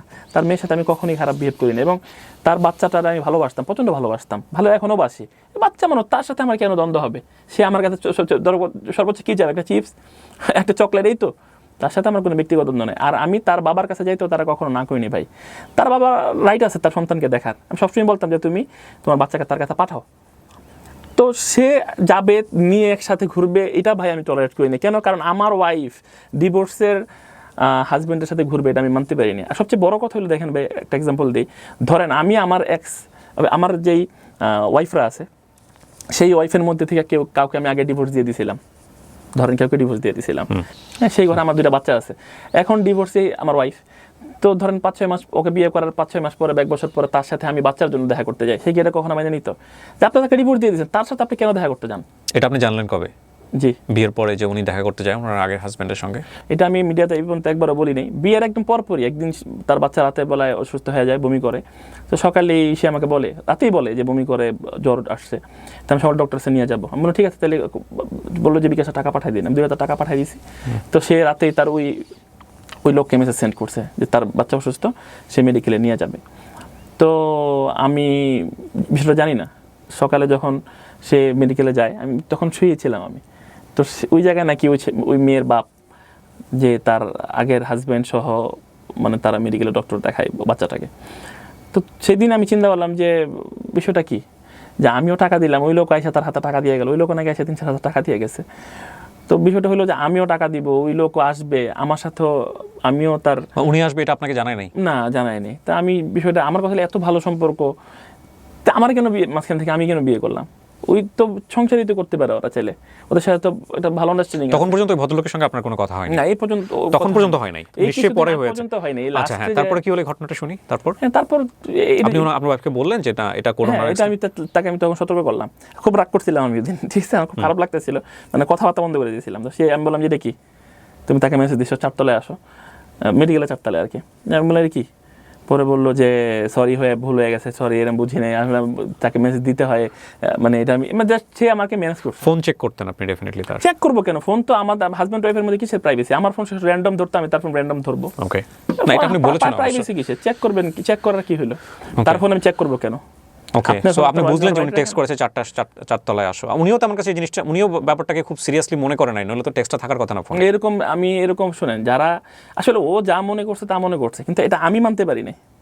ও হয়তো নর্মালি নিছে, কিন্তু ও যেভাবে নর্মালি নিবে বিষয়টা, যে আমি আমার হাজব্যান্ড ও থাকবে, ওনার সাথে আমার সম্পর্ক থাকবে, এটা ও নর্মালি নিতে পারে, বাট আমি এটা নিব না। আচ্ছা রনি ভাই, একটা বিষয় আমার একটু মাথায় আসলো, যে আপনি বলছিলেন যে ওনার আরো বিয়ে ছিল, মানে যেই ভদ্রলোকের ঘরে ওনার বাচ্চাটা, তার আগে ওনার বিয়ে হয়েছিল। জি জি। তো আপনার এই পুরো সম্পর্ক চলাকালীন সময়ে বা আজকে পর্যন্ত আপনি কি এই বাচ্চার বাবা ছাড়া অন্য আগের কোনো হাজবেন্ডের সঙ্গে যোগাযোগ করতে দেখেছেন ওনাকে? দেখেছেন না? দেখেন নাই? অবশ্যই আমি দেখিনি, যখন সেটা আমি দেখা দেখিনি, করে। যেটা দেখি না সেটা আমি বলবো না। Okay. কিন্তু যখন সে বললো যে তার এই হাজবেন্ড ছাড়া তার কোনো হাজবেন্ড নাই, সবাই আমাকে চ্যালেঞ্জ ছুড়ে দিল, যদি আমি বের করতে পারি, সে মিডিয়ার সামনে এসে ক্ষমা চাবে, মাপ চাবে, এবং আমি ভুল বলতেছি, তখন আমার চিন্তা হলো আমি তো এভিডেন্স ছাড়া কথা বললে আমি তো প্রবলেম পড়ে যাব। তখন আমি সেই লোকের সাথে কন্ট্যাক্ট করি, ঠিক আছে, যোগাযোগ করার চেষ্টা করি। তখন সে আমার কাছে এভিডেন্সও আছে, এবং সেই ইউএস প্রবাসী, নাম হইতেছে মোহাম্মদ নওশাদ হোসেন, ঠিক আছে। ওই লোক, আচ্ছা, এই প্রসঙ্গে আমি একটু পরে আসছি, আমি ওই ধারাবাহিক জায়গাটা থেকে আরেকটু আসতে চাই। এই প্রশ্নটা কেন করলাম সেটা আমি বলে নিই। জি, জি, বলুন। সেটা হচ্ছে, যেহেতু আপনি বলছেন যে ওনার আরও হাজবেন্ড ছিল, আলটিমেটলি যদি উনি বাচ্চার বাবার সঙ্গেই যোগাযোগ করছেন, এই জায়গাটা আপনাদের জায়গা থেকে ক্লিয়ার ছিল কিনা, মানে আপনি কতটুকু পর্যন্ত ছাড় দিবেন, কতটুকু পর্যন্ত ছাড় দিবেন, এবং একই সাথে এটাও তো ইম্পর্টেন্ট যে বাচ্চার জন্য তার বাপের সাথে কমিউনিকেশন করাটা জরুরি। বাচ্চাটা অসুস্থ, এখন তার বাচ্চা, সে আলাদা একটা বাসায় থাকে বাচ্চাকে নিয়ে, তো এই যে বাচ্চাটাকে হাসপাতালে নিয়ে যেতে হচ্ছে, সেটা তো তার আসল বাবাকে জানানো প্রয়োজন, ডেফিনেটলি প্রয়োজন। মানে আপনি কি মনে করেন, প্রয়োজন না এটা বিষয়টা? আচ্ছা, প্রয়োজন, কিন্তু তাকে যখন আমি বিয়ে করছি, সে তার এই কথাটা মাথায় আগে নিতে হবে মানুষের, বা আপনাকে মাথায় দিতে হবে। তার ওই হাজবেন্ডকে সে এই পরিমাণে ঘৃণা করে যে বাচ্চার খরচ দেয় না, বাচ্চার ট্রিটমেন্ট করায় না, বাচ্চার এই প্রবলেম দেখায় না, সেই প্রবলেম দেখায় না, তার সাথে আসলে তার সাথে তো তার হইতেই আসে না, সে তাকে ঘৃণা করে, সে লোকই ভালো না, সে ড্রিঙ্কস করে, রাতে আসে, এই করে সেই করে, এত প্রবলেমের মানুষটা এই বাচ্চার খরচ টরচ দেয় না, এত প্রবলেম দেখি তো তার সাথে আমার বিয়ে সাথে সম্পর্কটা হইলো। তো সেই লোকটার কাছে আবার বাচ্চাটা নিয়ে এসে কন্টিনিউ দেখা করবে, জ্বর আসলো, ঠান্ডা আসলো, অসুস্থ হয়ে গেল, মেয়ে বাবার কাছে যাবে, এগুলো তো একটা বিষয়। কিন্তু আমি তো তার কাছে তারা যাইতে দিব, আমার ওয়াইফে যাইতে দিব, এই চিন্তাই তো আমার মাথার মধ্যে কখনো ছিল না। কারণ আমি তাদেরকে ওকে বিয়ে করছি, আর বাচ্চা সহ আমি নিয়ে এসে পড়ছি, বাচ্চাটা আমাকে বাপ ডাকে, ওরা আমার কাছে একদম আলাদাভাবে থাকবে, ডিফারেন্ট ভাবে তারা থাকবে। আপনি চাইতেন না যে ওর বাচ্চার বাবার কাছে যান? 100% আমি চাবো না কেন? যখন আমার কাছে সে বলছে যে বাচ্চার বাবার কাছে সে যাইতে চায়, আমি আমার নিজের যারা কর্মচারী আছে ওদেরকে দিয়ে আমি পাঠাইছি। সে যেতে চেয়েছিল, দিন বলছিল যে না আমি যাই, আমি বলছি না, তুমি কেন যাবা, আমি সে গ্যার মাহরাম, তার সাথে তোমার পর্দা আছে, সে পরপুরুষ, তার কাছে আমি, তার সাথে ডিভোর্স হয়ে গেছে, মানে তার সাথে তুমি পরপুরুষ, তার কাছে আমি আমার বউকে যেতে দিতে পারি না। হ্যাঁ, তুমি তাকে রেডি করে দাও, আমি পাঠাই দিই। আর যদি তোমার বাচ্চা ওর বাবার কাছে যদি যেতে চায়, 100 বার যাবে, কোটি বার যাবে, লাখ বার যাবে, বাট তোমার মা এবং তোমার বোন আছে, তুমি তাদেরকে দিয়ে পাঠাও, আমার কোনো আপত্তি ছিল না। আমি তো বলছি যে সে যদি কিছু দিতেও চায় বাচ্চাকে দেখ, কিন্তু মূল বিষয় হইলো এগুলা যে সে তার আগের হাজবেন্ডের কাছ থেকে নিবে, এই ধরনের কোনো কথাই সে বলে না, যোগাযোগ কন্টিনিউ করবে এই ধরনের কোনো কথাই বলে না। কিন্তু সে কি করলো, তার বাচ্চাকে নিয়ে কথা বলতে বলতে বলতে বলতে তার সাথে একটা ইমোশন, আবার একটা সম্পর্ক চলে আসলো, তারা দেখা। আপনি যদি প্রমাণ ছাড়া কথা বলবেন না, আপনি একটু ওই এভিডেন্ট প্রমাণগুলোই আমাকে একটু বলেন, যে এই হাসপাতালের ঘটনাকে কেন্দ্র করে বিষয়টা কতদূর পর্যন্ত করালো? ওই দিনে আর বেশি ঝামেলা, ওই পর্যন্ত শেষ ছিল ভাই। তারপর সে বললো যে সে শেষ ছিল, কারণ ওইটা প্রথম আমি বুঝিনি, সে আমার কাছে সরিটি বললো যে না, আমি যে অসুস্থ জ্বর ছিল এর জন্য আসলে, আমি বললাম তুমি আমার বললাম, আমি টাকা পাঠিয়ে দিলাম, আবার তারে ফোন দেওয়ার কি দরকারটা? সো মেসেজটা আপনার জায়গা থেকে একদম ক্লিয়ার ছিল তার জন্য, যে না আমি এগুলো পছন্দ করছি না? না, আমি তাকে স্পষ্ট বলে দিলাম যে তুমি এটা কি করলা, তুমি তাকে ফোন দিবা কেন, তোমাকে আমি বিয়ে করে ফেলেছি, সম্পূর্ণ দায়িত্ব আমার, এবং খরচ যা বহন করতে আমি বহন করব, এবং তুমি যখন বাচ্চার কথা বলো যে কোনো খরচ লাগবে, আমি কি কখনো না করছি যে আমি দিব না? সবই তো আমি দিতেছি, তাহলে তুমি তারে কেন ফোন দিতে গেছো? ঠিক আছে, আমি যদি না দিতাম তাহলে তুমি একটা বিষয় ছিল যে আমি দেই না এর জন্য গেছি, তো তুমি এই দিক থেকে খরচ নিবা, সেদিক থেকে খরচ নেবে, এটা বিজনেসের মতো হয়ে গেল না ভাই? আর সে তো তার সাথে মানে গ্যার মাহারাম, আমি গ্যার মাহারামের সাথে তো আমার ওয়াইফে রেগুলার থাকতেন আপনার বাসাতে? না, আমি রেগুলার কিভাবে থাকবো, কারণ আমার তো একের অধিক ওয়াইফ আছে, আরো অন্য ঘরে বাচ্চা আছে, এটা কোনোদিনই মেনটেন করা সম্ভব না যে আমি এই বাসায় কন্টিনিউ থাকবো, এটা কেউই থাকতে পারবে না। তো থাকা সম্ভব ছিল না। না, এটা কিভাবে সম্ভব, কি পসিবল যে আমি কন্টিনিউ ও বাচ্চা থাকবো? কারণ আমার আরো বাচ্চা, অন্য ফ্যামিলিতে বাচ্চা আছে, তাদের কথা আমার দেখাশোনা করতে, তখন যারা দুজন বিয়ে করছি তখন তার আমার বাচ্চা ছিল না, সে তার বাচ্চাকে নিয়ে থাকবে, তার আল্লাহ বাসে নিয়ে দিয়েছি, তার ভরণ পোষণ, খাবার দাবার, ইচ এন্ড এভরিথিং আমি দিয়েছি। তার যে বাচ্চাকে নিয়ে সে বিয়ে বসে, তাকে আমি মাদ্রাসায় বন্ধে ভর্তি করে দিয়েছি। আমরা যদি একটু মানবিকভাবেও যদি চিন্তা করি, একটা মানুষ একটা ভিন্ন পরিবেশ থেকে আসছে, এখন সে তো রাতারাতি পরিবর্তন হতে পারবে না, তাকে তো সময় দিতে হবে। তো এই যে ধরেন কনজারভেটিভনেস নিয়ে বলেন, বা তাকে আপনি যে লাইভ থেকে বন্ধ করে দিলেন, ফেসবুকে লাইভ করা, তুমি আমার ওয়াইফ এখন, সো আর লাইভে যেতে পারবা না, বন্ধুদের সাথে আড্ডা দিতে পারবা না, যেখানে যাও আমার পরামর্শ নিয়ে যেতে হবে, তো উনি তো এগুলোতে সফোকেটিং ফিল করবেন, দম বন্ধ হয়ে আসার মতো একটা অবস্থা তৈরি হবে। একটা জিনিস হচ্ছে যে আমি জানি না, আমি ধর্মীয়ভাবে খুবই কম জানা একটা মানুষ ভাই। আপনি আমার মাদ্রাসা লাইনে পড়াশোনা করছেন, আপনি অনেক জানেন। আমার কথা আমি বিনীতভাবে আপনাদের কাছ থেকে ক্ষমা চাই, যদি ভুল হয়ে থাকে আমাকে কারেকশন করে দিন। আমাদের ইসলামেও তো একটা খুব সুন্দর পদ্ধতি আছে, হুইচ ইজ কল হিকমা, মানে কাউকে দাওয়াত দিতে হলে বা কাউকে যদি আমরা আমাদের ইজমের মধ্যে নিয়ে আসি, তাহলে খুব সুন্দর কিছু পদ্ধতি আছে, সেগুলো দিয়ে আস্তে আস্তে বুঝিয়ে সুন্দর করে নিয়ে আসা যায়। তো এটা এরকম হয়ে গেল কিনা, আপনি জীবন আপনিই ভালো জানবেন, মানে যে খুব রাতারাতি আপনি তাকে চাপ দিয়ে ফেললেন, সবকিছু বন্ধ করে দিলেন, সে তো সফোকেটেড হয়ে যাবে। কোশ্চেন করেন ভাই, সমস্যা নেই। না ঠিক আছে, তো সেই জায়গা থেকে সে অনেক বেশি সফোকেটেড হয়ে যাবে কিনা, মানে যে ঠিক আছে একটা মানুষ আপনি তাকে দেখছেন একটা ডিফারেন্ট এনভায়রনমেন্টে সে বড় হয়েছে, তার ছোটবেলা থেকেই চলা ছিল এরকম, এখন সেই মানুষটাকে আপনি এসে যদি রাতারাতি পরিবর্তন করে দিতে বলেন যে তুমি চোখ ছাড়া অন্য কিছু দেখাতে পারবে না বাইরে। আমি আবারও বলছি ভাই, আমি ধর্মের প্রতি রেসপেক্ট রেখে এই প্রশ্নগুলো করছি, কিন্তু এগুলো আমাদের বাস্তবতা। হ্যাঁ, উনি চাইলে হাজব্যান্ডের অধিকারের জায়গা থেকে ধর্মীয় হবে সেটা পারেন, কিন্তু সিচুয়েশনটাকে আমরা উই ক্যানট ডিনাই। সো একটা মানুষ এটা তো অ্যাকসেপ্ট করতেও সময় লাগে, প্র্যাকটিস করতেও সময় লাগে। আমি আসলে অ্যাকচুয়ালি বলি, আমি যখন তাকে বিয়ে করি, বিয়ের আগে আমি হজে যাই, উমরা গেছিলাম আমি। আচ্ছা, তো তাকে বিয়ে করবো কিনা এটা নিয়ে আমার কনফিউশন ছিল, কারণ আমার দুই বউ পর্দা করে, আমার পুরো ফ্যামিলি সবাই মাদ্রাসায়, বাচ্চারা সবাই মাদ্রাসায় পড়াশোনা করে।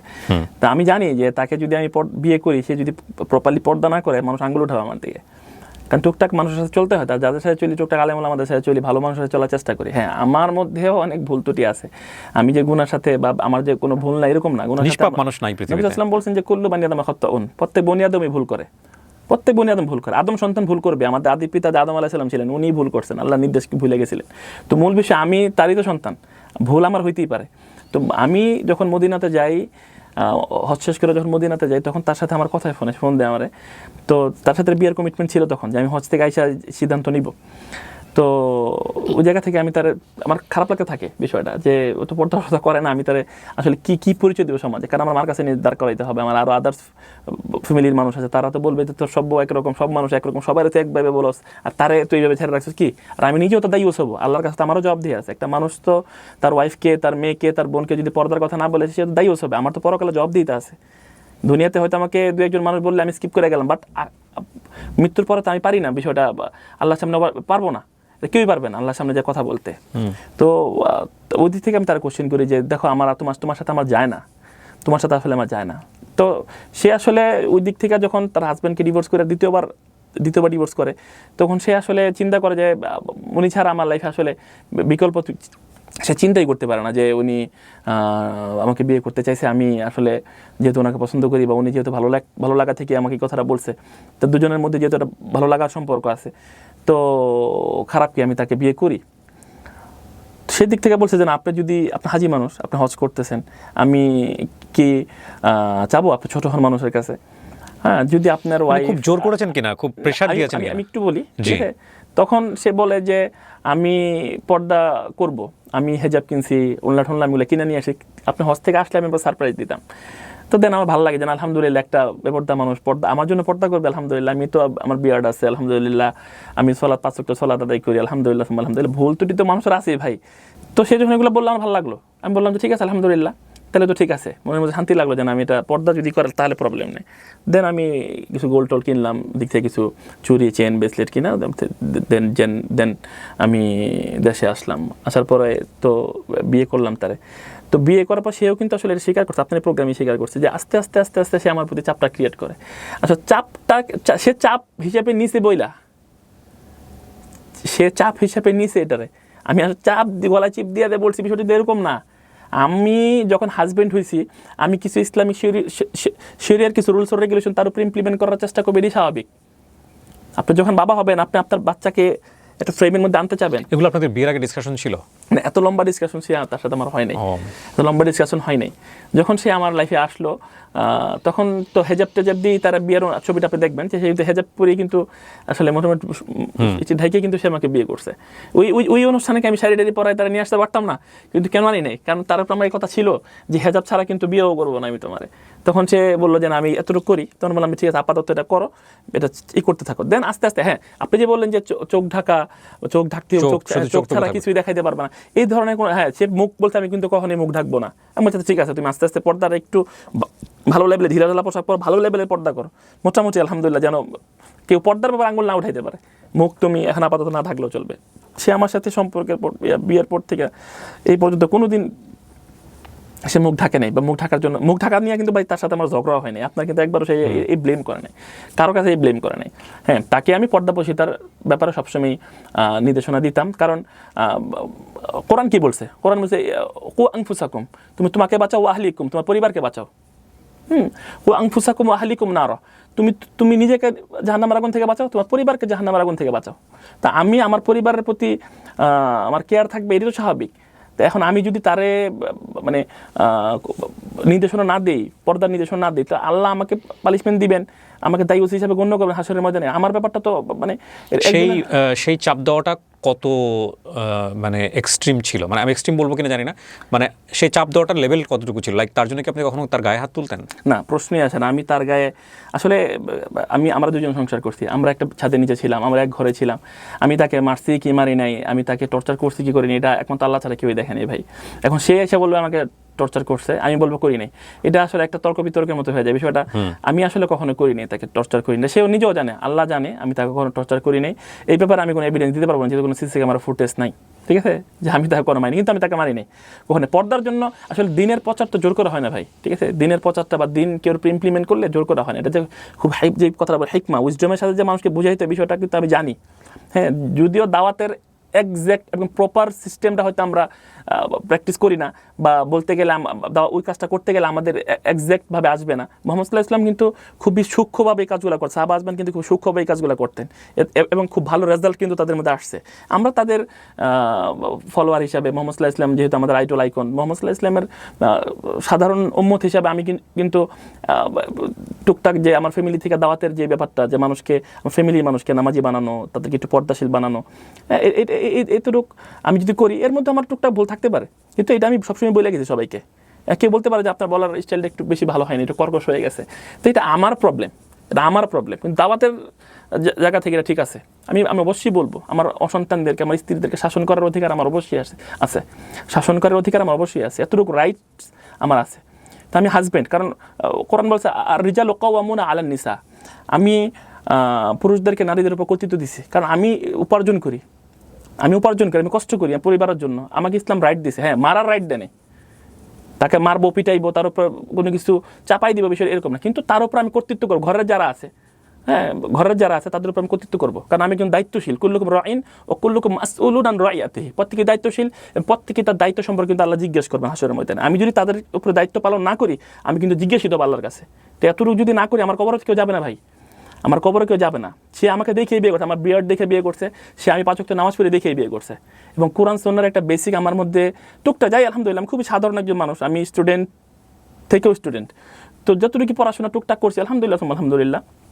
আমি কখনোই ওই জায়গা থেকে চাবো না কোনোদিন আমার ওয়াইফ ব্যাপারটা থাকুক, বা আমি ওই ধরনের চাপ তার উপরে ক্রিয়েট করবো না, যে যেটা ইসলামে আপনি দৃষ্টান্ত হিসেবে আনতে পারবেন না, যে এই ধরনের চাপ কি ইসলাম আপনাকে দিতে বলছে কিনা। তো এইরকম এক পরিস্থিতি কেন তৈরি হলো, মানে লম্বা একটা সেপারেশনে চলে যেতে হলো? লম্বা সেপারেশন তো সেই গেছে, আসলে লম্বা সেপারেশন হাজব্যান্ড ওয়াইফের মধ্যে ঝগড়া হইতে পারে ভাই, ঝগড়া হয়, মিল মোহাম্মত হয় ভাই। সে মনে করছে যে সেপারেশন থাকা দরকার, সে মনে করছে যে আমি লাইফটা যে প্রথম কোশ্চেন দম বন্ধ করা অবস্থা আমি নিতে পারতেছি না। এখন সে সেকুলারিজম যদি প্র্যাকটিস করে, আমি তো তার সাথে থাকতে পারবো না, বা সে আমার সাথে থাকতে পারবে না। কারণ ভাই একটা ট্রাকের মধ্যে যদি একটা ট্রাকের চাকা লাগান, একটা রিক্সার চাকা লাগান, দুইটা একসাথে চলতে পারে না ভাই। আপনার জায়গা থেকেও তো গিভ আপ করাটা উচিত ছিল, যদি একটা মানুষ আপনার সঙ্গে থাকতে নাই পারে। মানে আপনি যে এতে বলছেন সেটাতে আমিও বলছি, যখন আপনি বুঝতেই পারছেন যে সেও তো আপনার সাথে স্টে করবে না, সে পারতেছে না, তখন আপনিও তো এক ধরনের হাল ছেড়ে দেওয়া উচিত, নইলে তো সেটা সাফোকেটিং একটা এনভায়রনমেন্ট। হাল ছেড়ে দেওয়া, আমি একটা বলি, কিছু কিছু জায়গায় গিভ আপ করা উচিত, কিছু কিছু জায়গায়। একটা আমাকে খুব ভালো একজন পরামর্শ দিয়েছিলেন যে দড়ি টানতেছি আমি, কিন্তু সেই দড়িটা এমন হয়ে যাচ্ছে যে আমি ছাড়তেইছি না, কিন্তু দড়ি যদি আমি না আছি, দড়ি মাঝখান থেকে ছিঁড়ে যাবে। তো এখন যে কোনো এক পক্ষকে দড়িটা ছেড়ে দিতে হবে, দড়িটাকে যদি আমি সেভ করতে চাই। সো আপনি যখন বুঝেই গেছেন যে না, এটা হচ্ছে না, নাকি আপনি আরো চেষ্টা করতে চাইছেন? আমি বুঝেই যাই নাই যে আমার তাকে ছেড়ে দেওয়া উচিত। আমি আমার বাচ্চার মাসে একটা বাচ্চা হয়ে গেছে, সংসারটা ভেঙে যাবে কোনোদিন ভাই। আমার সংসার কি ভাঙার জন্য? আমি এখন সংসার ভাঙা অবস্থা না ভাই, আমার যারা ওয়াইফ আগে ছিল তার সবাই আছে। আপনার কখনো ডিভোর্স হয় না? আমি কখনো কেউ ডিভোর্স দেই নাই, ডিভোর্সের কাগজে কোনো সিগনেচারই করি নাই ভাই। যা করতে বিয়ে করছি, আমি চাইছি যেহেতু তাকে আমি বিয়ে করে ফেলাইছি, সমাজে সবাই যাই না গেছে, স্বীকৃতিপ্রাপ্ত বউ, তো সমাজের মধ্যে তার একটা পরিচয় হয়ে গেছে, একটা বাচ্চা হয়ে গেছে, সেই জায়গায় আমি সে কখনো আমার থাকবে না। আমি এখনও যদি আমি শুয়ে যে ঘুমাই, আজকে সকালে যে আমি ঘুমাতে করে আসছি, সে যে আমার জীবনে নাই, এটা যখনই আমার মনের মধ্যে আসে আমি মানে কিছুক্ষণের জন্য স্তব্ধ হয়ে যায় ভাই যে সে আমার লাইফে নাই, আমি তারা প্রচন্ড রকমের ভালোবাসি ভাই এখনো। হয়তো কোনোদিন সে আমার থাকবে না হয়তো। এই ভালোবাসার মধ্যে কি খুব বেশি পজেসিভনেস ছিল? আমি জানি না। মানে এরকম কি হলো যে এই ভালোবাসা আমাকে যে কোনো ভাবে যে কোনো মূল্য পেতেই হবে? না এরকম আমি জোরাজোরি করি বা জোর করে ভালোবাসা হয় না, জোর করে যেরকম ইসলাম প্রচার করা হয় না, জোর করে ভালোবাসা হয় না ভাই। ভালোবাসাটা হইতেছে হাজবেন্ডরা আল্লাহর পক্ষ থেকে, এটা মানে কোরআন সরাসরি বলে দিয়েছেন যে এটা ভালোবাসাটা আল্লাহ, এটা মাওয়াদ্দাত ওয়া রাহমা, এটা আল্লাহর পক্ষ থেকেই আল্লাহ মানুষের হাজব্যান্ড ওয়াইফের প্রতি এই প্রীতি ভালোবাসা আল্লাহ সৃষ্টি করেন। এটা যখনই তাদের বৈধ সম্পর্কে তারা আবদ্ধ হয়ে যায়, মাওয়াদ্দাত ওয়া রাহমা, এটা আল্লাহ তৈরি করে দেন। এটা এখন যেটা আমার মধ্যে আছে এটা আল্লাহ তৈরি করে দিয়েছেন ভাই। যেহেতু বিয়ে করছি তারা, সে আমার ওয়াইফ, এটা আলহামদুলিল্লাহ আল্লাহর পক্ষ থেকেই। কি হলো মানে আপনারা সেপারেশনে যখন গেলেন, সেপারেশনে যাওয়ার পরে আলটিমেটলি আপনি বাসায় যেতেন না একদমই? আমি কিছুদিন রাগ করেছিলাম তার সাথে, কারণ তার ওই যে আগের হাজবেন্ডের সাথে সে গেল, যে কি নিয়ে ধরা পড়লো, কি নিয়ে ধরা পড়াটা আসলে সে তার বাচ্চাটাকে করে ওই আমি যে মাদ্রাসাটায় ভর্তি করি, আর রুহ ইন্টারন্যাশনাল স্কুল, এটা ইংলিশ মিডিয়াম সাথে আরবিকও আছে, তো সেটাতে সে তাকে ভর্তি করি। তো আমি সব খরচ টরচ একদম স্কুল ফ্রেস তার থেকে নিয়ে সবকিছু ভাইজান তার আমি করে দিই কিন্তু। তো সে দীর্ঘ 7-8 মাস পড়াশোনা করে, এরপর ফট করে আর আগের হাজবেন্ডের সাথে কন্ট্যাক্ট করে সে মেয়েটাকে ওই মানে স্কুলে টিপিএসসি স্টেশনে ভর্তি, ইংলিশ মিডিয়াম ভর্তি করবে। ও পরামর্শ না করেই আগের হাজবেন্ডের সাথে পরামর্শ করে একটা স্কুলে ভর্তি করে। আমি একটা হাজবেন্ড আমার সাথে উইদাউট পারমিশন, উইদাউট পরামর্শ ভাই, সে তার বাচ্চাটাকে ওই মাদ্রাসা থেকে বের করে দিয়ে, বাচ্চারা আসতো ঘরে, আসতো বলতো বাবা আমি জালিফ বা শিখাইতো, বলতো বাবা এটা আমাকে শিখাই দাও। মানে আগের স্কুলে আপনি ভর্তি করে দিয়েছিলেন মাদ্রাসাতে, সেখান থেকে বের করে নিয়ে উনি ওনার আগের হাজবেন্ডের সাথে কমিউনিকেট করে ওনাকে অন্য একটা স্কুলে ভর্তি করে, ইংলিশ মিডিয়াম স্কুলে ভর্তি করে দেয়। ইংলিশ মিডিয়াম স্কুলে ভর্তি। উনি কি চেয়েছিল যে মেয়েটা ইংলিশ মিডিয়াম স্কুলে পড়াশোনা করুক আগে থেকেই, আগের মেয়েটা? না আপনি চেয়েছিলেন মাদ্রাসায় পড়ুক, উনি চেয়েছিল ইংলিশ মিডিয়ামে পড়ুক, এরকম হয়েছিল? মাদ্রাসায় আমার যে ওয়াইফ, হ্যাঁ আপনার ও নিজেই চাইছে যে যেহেতু আমি হাজি মানুষ, ও পর্দা টর্দা করে আলহামদুলিল্লাহ, তো এই হজ থেকে আসার পরে চিন্তা করছে আমরা যেহেতু প্র্যাকটিসিং হবো, তাহলে আমাদের বাচ্চা মাদ্রাসায় পড়ুক। ওই নিজে থেকেই নিয়ে উইলিংলি ওই জায়গায় কিন্তু ফর্ম, আমি ওই কাগজটা আমার কাছে আছে, আমি ছেলে আপনাকে দেখাইতে পারি, যে ওই জায়গায় কিন্তু আমি বাবা এবং ও মা হিসেবে সাইন করে দিয়েই কিন্তু বাচ্চাটা ওই জায়গায় ভর্তি হয়। কিন্তু এই 7-8 মাস পড়াশোনা করে কিন্তু তারপরে নিয়ে এসে যে ইংলিশ মিডিয়াম স্কুলে ভর্তি করলো, এটা আমাকে জানাই নেই। এবং তারা যে ওই জায়গায় আপনার গার্জিয়ান হিসেবে যে গেল তারা প্যারেন্টস মিটিং এ, এটাও আমার জানাই নেই। এবং আমার তো খুবই খারাপ লাগছে যে আমার বউ, ঠিক আছে, বাচ্চা আমি বাবা ডাকতেছে, সে তার প্রতি একটা ফিলিংস তৈরি হইতেছে আমার ঘরে, আমি পড়াশোনা, সেই বাচ্চারা সে দোয়া টোয়া বলে, খাবার দোয়া বলে, হ্যাঁ, তো আমার ভালো লাগে দোয়াগুলো। আমি যখন শুনি তার মুখে বারবার বলতে থাকে, মাদ্রাসা থেকে পড়াই দেয়, সে ঘুর করা এগুলো বলতে থাকে, আলিফ বা তাসা বলতে থাকে, বিভিন্ন কথা আমার ভালো লাগতে থাকে আলহামদুলিল্লাহ। এর মাঝখানে মেয়েটাকে নিয়ে আসে ইংলিশ মিডিয়াম স্কুলে ভর্তি করলে, এখন জিজ্ঞেস করলে বলে প্যারেন্টস মিটিংয়ে যাই। হ্যাঁ, আমি বললাম, তারপরও আমি কিন্তু আপনার কথা হলো কিভাবে? এই যে যেদিন আমি তারা হাতে নাতে ধরলাম, কিভাবে ধরলাম বলতে, তারা একদিন এই যে এই ঝামেলার পর, ঠিক আছে, ফট করে একদিন দেখলাম তারা আপনার, এর মধ্যে আমি অনেকবারই তাদেরকে দেখছি, ঠিক আছে, তাদের কথা শুনছি, তারা বেরোয় যাচ্ছে এবং দেখছি ভিডিও ফুটেজ সব আমার কাছে এগুলো আছে। তো তারা আপনার ওই এয়ারপোর্ট একটা মার্কেট হয়েছে ইউনাইটেড গ্রুপের যে সেন্ট্রাল পয়েন্ট, সেন্ট্রাল পয়েন্টের টপ ফ্লোরে ফুড কোর্টে তারা খাইতে যায়। এটা আপনি নিউজ পান কিভাবে? এটা আমার লোক ছিল, কারণ আমার তো প্রুফ লাগবে, কারণ আমার সংসার তো, এটা আমি আমার বউ বাচ্চারা ছেড়ে রাখবো নাকি? আপনাদেরকে সন্দেহ করতেন? না, সন্দেহ অবশ্যই করতাম না, সন্দেহ সৃষ্টি সেই করছে। আচ্ছা, আমি আমার ওয়াইফ বা আমার পরিবারের প্রতি চেক কেয়ার থাকবে না, তাদের প্রতি আমার লোকজন, যে তারা কি করতেছে, বাসায় কোনো সমস্যা হইলো কিনা, এই লোকজন থাকবে। সে যদি আমাকে অনুমতি ছাড়া আমার বের হয়ে যায়, যদি অন্য কেউ সাথে মেলামেশা করে বা অন্য কেউ সাথে কথা বলে, এই ধরনের নিউজ আমার মানে লোকজনের কাছ থেকে আমার আসতেই পারে।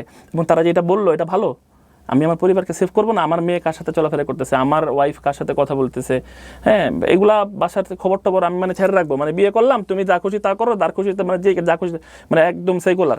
তাহলে আপনি লোক নিয়ে খবর, আপনার ভাষায় বলি, খবর নিচ্ছেন, এটা কি ইনফর্ম ছিল যে ওনার পেছনে একজন লোক আছে বা ওনাকে সাপোর্ট করতেছে?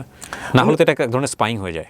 না, স্পাইং না, আমার লোকজন যারা সবসময় বাজার সদাই করতো তারাই দেখতো যে সে ভিডিওগুলো কথা বলতেছে, বা তারা যখন যাইতো কখন বেরিয়েছে তুমি ভাবি, হ্যাঁ ভাবি বেরিয়েছে, দাঁড়ানোই বলতো। তো বাসায় দাঁড়ান তো আমি স্পেশাল দাঁড়ান তো থাকি সব বাসায়, আপনি দাঁড়ানোর কাছ থেকে অনেক নিউজই নেন। ওই সংবাদটা কোথা থেকে পেলেন একটু আমাকে বলেন, যে উনি রেস্টুরেন্টে খাচ্ছে? যে রেস্টুরেন্টে যখন দেখলাম তারা প্যারেন্টস মিটিং এর কথা বলে প্রায় বেড়ে যায়, ধানমন্ডি যায়, এখানে যায় সেখানে যায়, তখন চিন্তা করলাম যে একদিন হাতে নাতে আমার ধরতে হবে, কারণ সে তো তাহলে বলবে যে আমি যাই না। তো দেন আমি লোক সাথে দিলাম, তারা বললো যে ভাই মার্কেটই আছে, আমি নিজের চোখে দেখলাম। তখন আমি বললাম যে ঠিক আছে আমি আসতেছি। দেন আমি তাকে দেখি তারা এক টেবিলে বসে আছে, খাওয়া দাওয়া করতেছে তারা। তখন আমি ওই জায়গাতে তারা ভাবছিল যে আমি তাদের সাথে খারাপ ব্যবহার করবো, খারাপ ব্যবহার মানে মারামারি পর্যায়ে, এর আরো ভয়ঙ্কর পর্যায়ে যেতে পারতো মারামারি যদি করতাম। আমি নিজের ওই লোকও বললো যে ভাই ঝগড়াঝাটি করেন না, আমি আমার বাচ্চার জন্য আসছি ভাই, সরি আমি আর কখনো আসবো না, আমাকে মানে বিষয়টা ক্ষমা দৃষ্টিতে দেখবেন, আমি আপনার কথা দিতেছি নেক্সট আর কখনো আমাকে তার সাথে দেখবেন না। তো আমি চিন্তা করলাম, মাথা খুব কষ্ট করে মাথা ঠান্ডা করছি ভাই। সে আবার কি করলো, সে ওদিক দিয়ে যাইয়া মানে পুলিশ টুলিশ 999 ফোন দিল পুলিশ টুলিশ আনার জন্য। আমার ওয়াইফ। কেন দিছে, গুন্ডা আসছে, এই আসছে, ঠিক আছে, মার্কেটের সিকিউরিটি এক জায়গায় হয়ে গেল, একটা বিশৃঙ্খলা সৃষ্টি হলো। পরে আমি বেরিয়ে ওরা এক্স হাজব্যান্ড যে ছিল ওরা আমি নিয়ে চলে আসলাম, ঠিক আছে। ওকে, তারপর এই তো আমি চলে আসলাম। এটা কতদিন আগের ঘটনা? এটা এক্সাক্ট ডেট আমার মনে নাই, 2-3 মাস। এখন আপনি যে রেস্টুরেন্টের কথা বলছেন সেগুলো কি আলটিমেটলি কোনো প্রুফ আছে আপনার কাছে ওই সময়কার? এগুলো মার্কেটে গেলে, হ্যাঁ মার্কেটে গেলে প্রুফ তো অবশ্যই দেওয়া আপনি যাবে। যদি সমস্ত কিছু প্রুফ রেখেছেন, আপনার তো এটা একটা বিশাল এভিডেন্স, তো আপনি চাইলে ওই সময় থেকে ছবি তুলতে পারতেন আপনার লোকজনকে দিয়ে। তুলতে পারতাম, ছবি আছে আমার কাছে। ওরা খাচ্ছে রেস্টুরেন্টে, এগুলো ছবি আছে আপনার? ছবি আমি দেখাতে পারবেন আমাদেরকে? এই যে বাচ্চা নিয়ে ছবি উঠাইছি। না দুই সাইডে বাচ্চা না, মানে উনি ওনার রেস্টুরেন্টে ওনার হ্যাঁ ছবি আছে, এবং সিকিউরিটি পুলিশ যে আসছে, যে এসআই যে আসছে, যে এসআই পুলিশে তো সাক্ষী, মানে আর মার্কেটের সিকিউরিটি তো আছেই, আর যে দোকানে খাইছে দোকানদারই সাক্ষী। চলেন একদিন তারা আপনার হয়ে এখন কথা বলবে যদি আপনি চান। কেন বলবে না, তারা কেন বলবে না? এই এভিডেন্স তো এরকম মানে ভয়ঙ্কর। আমি নিজেও তো কোনো সিনকেট উজায় করি নাই, কারণ আমি পরিবারের দিকে খেয়াল করছি। তো এটা কেন বলবে না? এরকম সিনকেট করতাম, ভয় বলতো না মানুষ। আমি তো নর্মালি ডিল করলাম বিষয়টা। এটা বিয়ের কতদিন পরের ঘটনা? এটি যে বিয়ের প্রায় বাচ্চা হওয়ার পরে। তার মানে আপনাকে এটা না জানিয়ে সে করেছে? হ্যাঁ 100% আমাকে জানা যাবে। সে ওকে, জানাইতে একবার হচ্ছে যে প্যারেন্টস মিটিং গেছে, জানাই নাই। বাচ্চা ভর্তি করতে জানাই নাই। বিভিন্ন জায়গায় ঘুরতে গেছে, তারা জানাই নাই। ঠিক আছে, বসুন্ধরা সিটিতে শপিংয়ে গেছে, তারা জানাই নাই। এগুলো সবই তো আমি জানি। এখন আমার তো একজনকে, আমার তো মানে সে গোপনে গোপনে যা খুশি করে বেড়াবে, আমি চুপচাপ বসে থাকবো? আমি আমার ওয়াইফের মানে খেয়াল রাখবো না, পরিবারের খেয়াল রাখবো না? এতটুকু দায়িত্ব এটা আপনার বাচ্চাটা হয়ে যাওয়ার পরে, মানে সেপারেশনে থাকা অবস্থায় নাকি সেপারেশনের আগে? না, সেপারেশনের আগে। সেপারেশন তো সে করলো 13 তারিখে, সে তার পক্ষ থেকে ডিভোর্স দিয়েছে। কিন্তু আমি তাকে ডিভোর্স কাবিননামা, যেটা নিকানামার মধ্যে 18 নম্বর কলমে আমি তার কোনো রাইটস দেই নাই সে আমাকে ডিভোর্স দিবে। তো কোনো রাইটসই নাই। আমি তখন তার কাছ থেকে জিজ্ঞেস করে এই রাইটস লেখাইছি যে তুমি তোমার পক্ষ থেকে আমাকে ডিভোর্স দিতে পারবা না, কারণ আমি জানি তার ডিভোর্সের হাত খুব চালু, কারণ সে 2বার তার একজনকে ডিভোর্স দিয়ে আসছে। এর জন্য আমি ভাবছি যে 2 দিন পরে যদি আমার সাথে এটা করে সে, তো এর জন্য তো ওই জায়গায় আমি তার রাইট দিইনি। কিন্তু তারপরে সে কী করলো দেখেন, যাই হয়েছে আমাদের মধ্যে একটা মানে সলিউশন হইতে পারতো, বাট সে কিন্তু আমাকে 13 তারিখে ডিভোর্স দিয়ে দিয়েছে। এবং সে দেখেন, আমি আজকে মিডিয়ার সামনে এটা বলে দিয়েছি, তার লাইফের সবচেয়ে কিছুদিনের মধ্যেই ওই লোকের কাছে যাবে, ওই লোকের সাথে সে সংসার করবে। তাকে যে বিভৎসভাবে আমরা তার উপর যে অত্যাচার হয়েছে তার কথা অনুযায়ী, সেই যে ব্যাপারটা আমরা দেখলাম, এটার পরে সে আপনাকে ডিভোর্স দিয়েছে নাকি এটার আগে আপনাকে ডিভোর্স দিয়েছে? না, এটার পরেই, এটার পরে ডিভোর্স দিয়েছে, ঘটনার পরে। হ্যাঁ, আচ্ছা। তো এই ঘটনাটার প্রেক্ষাপটটা কি আপনার জায়গাটা থেকে আপনি কি বলতে চান? এই ঘটনার প্রেক্ষাপটে আমি বারবারই মিডিয়াতে বলছি যে আমি আসলে এটা লং টাইম আমি তার বাসায়, আমাদের সাথে একটা মানে দূরত্ব সৃষ্টি হয়ে যাওয়ার পরে সে রমজান মাস ওই লোকের সাথে বেশি ঘোরাঘুরি করলো, শপিং করলো। আমি তার কাছে যাইতে চাইলাম, সে আমাকে যাইতে বারণ করলো যে বাসায় আসবেন না। তো কতটুকু কষ্ট আমি পাইতেছিলাম, এবং বাচ্চাটাকে দেখতে দিয়েছিল না সে। তো একটা টাইমে ভাবলাম, রাগ করেছিলাম যে দেখি রোজার মধ্যে টুকটাক টেক্সট সে আমাকে দেয়, মেসেজ আমাকে দেয়, আমিও দেই। তো টুকটাক মেসেজেই টুকটাক ঝগড়াঝাটির মতো একটা অভিমান চলতেছিল। তো কখনো ভাবি নাই যে আসলে সে আমাকে তার বাসায় কখনোই আসবেন না, এরকম কিছু হইতেছে। চিন্তা করছিলাম তো হইতেই পারে হাজব্যান্ড ওয়াইফের মধ্যে, তো ঠিক হয়ে যাবে হয়তো। কিন্তু সে তার ওই হাজব্যান্ডের বাসায় গেল রমাদান মাসে, তার বাসায় গেল তো বিকেলে 3টা সাড়ে 3টার দিকে, বেরোলো রাতের 11টা সাড়ে 11টা 12টার দিকে। তো তার বাসায় সে, আমার কথা হইলো যে হাজব্যান্ডকে আমি ডিভোর্স দিয়ে দিয়েছি, তার বাসায় আমার কি, তার বাসায় আমি কেন যাব? তার বাসায় সে 2 দিন যায়। এটা আপনি জানলেন কিভাবে? এটা আমি জানলাম, আমার লোক ছিল। আমি তার বাসায় ধরতে পারতাম সেদিন, কিন্তু আমি মানে বিষয়গুলো আমি আকাশ ভাঙিয়া মাথায় পড়তেছিল ভাই। সে তো তার শরীরের জখম দেখা যাচ্ছে না ভাই, সে তো শরীরের জখম দেখা যাচ্ছে ভাই, যে আমি এইভাবে আমার এটা হয়েছে। সে তো কিন্তু স্পিরিচুয়ালভাবে আমি যে ক্ষতিগ্রস্ত হয়েছি, আমার আত্মার উপরে যে আঘাতটা আমি কেউ দেখাইতে পারতেছি না ভাই। ঠিক আছে, আমার জায়গায় অন্য কোনো পুরুষ থাকলে সে কি যে করতো, সে নিজেও এটা সেইটা মেডিয়েশন নিত ভাই। কিন্তু এটা আপনি বলতে পারেন যে আমি এখনও আসলে মানে আমি যে কিসের মধ্যে আসি ভাই, এটা অনেক ভালো কিছুই হয়েছে, যেটা তার সাথে হয় নাই, যে অনেক ভালো কিছুই হয়েছে। মানে আপনি বলতে চাচ্ছেন যে সে যে ফেসে যেগুলো হয়েছে সেগুলো ঠিকই আছে না? এটা মানে সেটা ঠিক আছে না, সেটা অ্যাক্সিডেন্ট। কিন্তু অনেক ভালো কিছু হয়েছে, অনেক জায়গায় অনেক খারাপ কিছু হয়ে যায় এর থেকে। অনেক হাজব্যান্ডরা সহ্য করতে না পারে, অনেক বড় কিছু করে ফেলায়। তা আমি তারা কিছুই করি নেই, তারপরেও আমি মানে কমপ্লিটের মধ্যে পড়লাম। কি করলেন? আপনি বাসায় গেলেন? আমি তারপরে বাসায় গেলাম, কারণ একদম 28 দিন দেখলাম যে তারা মানে গাড়ি দিয়ে শপিং টপিং করে যখন তারা আসলো, আমি দারুণকে জিজ্ঞেস করলাম, লোকও ছিল আমার, তারা শপিং একসাথে গাড়ি দিয়ে একসাথে শপিং করে সকালে বেরিয়েছে, সারাদিন মার্কেটিং করে মার্কেটিংয়ের ব্যাগ টেক নিয়ে বাসায় আসলো। আমি তখন আর মানতে পারি নাই, ঠিক আছে, যে না আর সম্ভব না, আমি চাইলে যাই বাসায়। তার আমি জিজ্ঞেস করবো যে সে কেন। তার মানে আপনি দারোয়ানদের কাছ থেকে নিয়মিত খোঁজ খবর নিতেন? দারোয়ান ছাড়াও আমার লোক ছিল, যা কারণ উত্তরের ছিল তো আমি, দোকান টোকান লোকজন ছিল, এদেরকে জিজ্ঞেস করে আপনি খোঁজ খবর নিতেন আর কি, স্পাইং খবর অবশ্যই, স্পাই অবশ্যই না, স্পাইগিরি বলে। আর সে তো আমাকে না জেনে তার সাথে ঘুরতেই আছে, এই খবরটা আমি জানার জন্য একটা লোক থাকতেই পারে। ওকে, তা আপনি তারপর কি করলেন বাসায় গিয়ে? তারপর বাসায় যাওয়ার পর আমি ঘটনা অনেকবারই বলছি মিডিয়াতে, বাসায় যাওয়ার পরে যখন আমি ঘর ঢুকলাম, ঢোকার পরে তার ফোনটা যখন আমি হাতে নিলাম, নিতে নিলাম, তখন সে এটাকে মানে নিয়ে গেল জোর করে, হাতে জোর করে নিয়ে গেল। তো সে যখন ধমকের দৃষ্টিতে আমাদেরকে কী হয়েছে বলে আসতে নিল, তখন মানে আমাদের খারাপ লাগতেছিল। এটা বলে সে আমাকে একটা মানে ধাক্কার মতো দিতে যায়।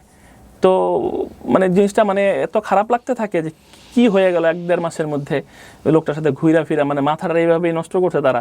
এত ভালোবাসা, এত প্রেম, তাহলে আমার বিয়ে করার কি দরকার ছিল? মানুষ ঝগড়াঝাটি লেগে 6 মাসও কথা বলে না, 6 মাসও ঝগড়া। ওনার ওয়াইফ ছিল না যে না, হাজবেন্ড? ও বিয়ে করে নাই তখন পর্যন্ত উনি বিয়ে করে নাই? না, তখন পর্যন্ত বিয়ে করে। উনি কি এখন বিয়ে করেছে?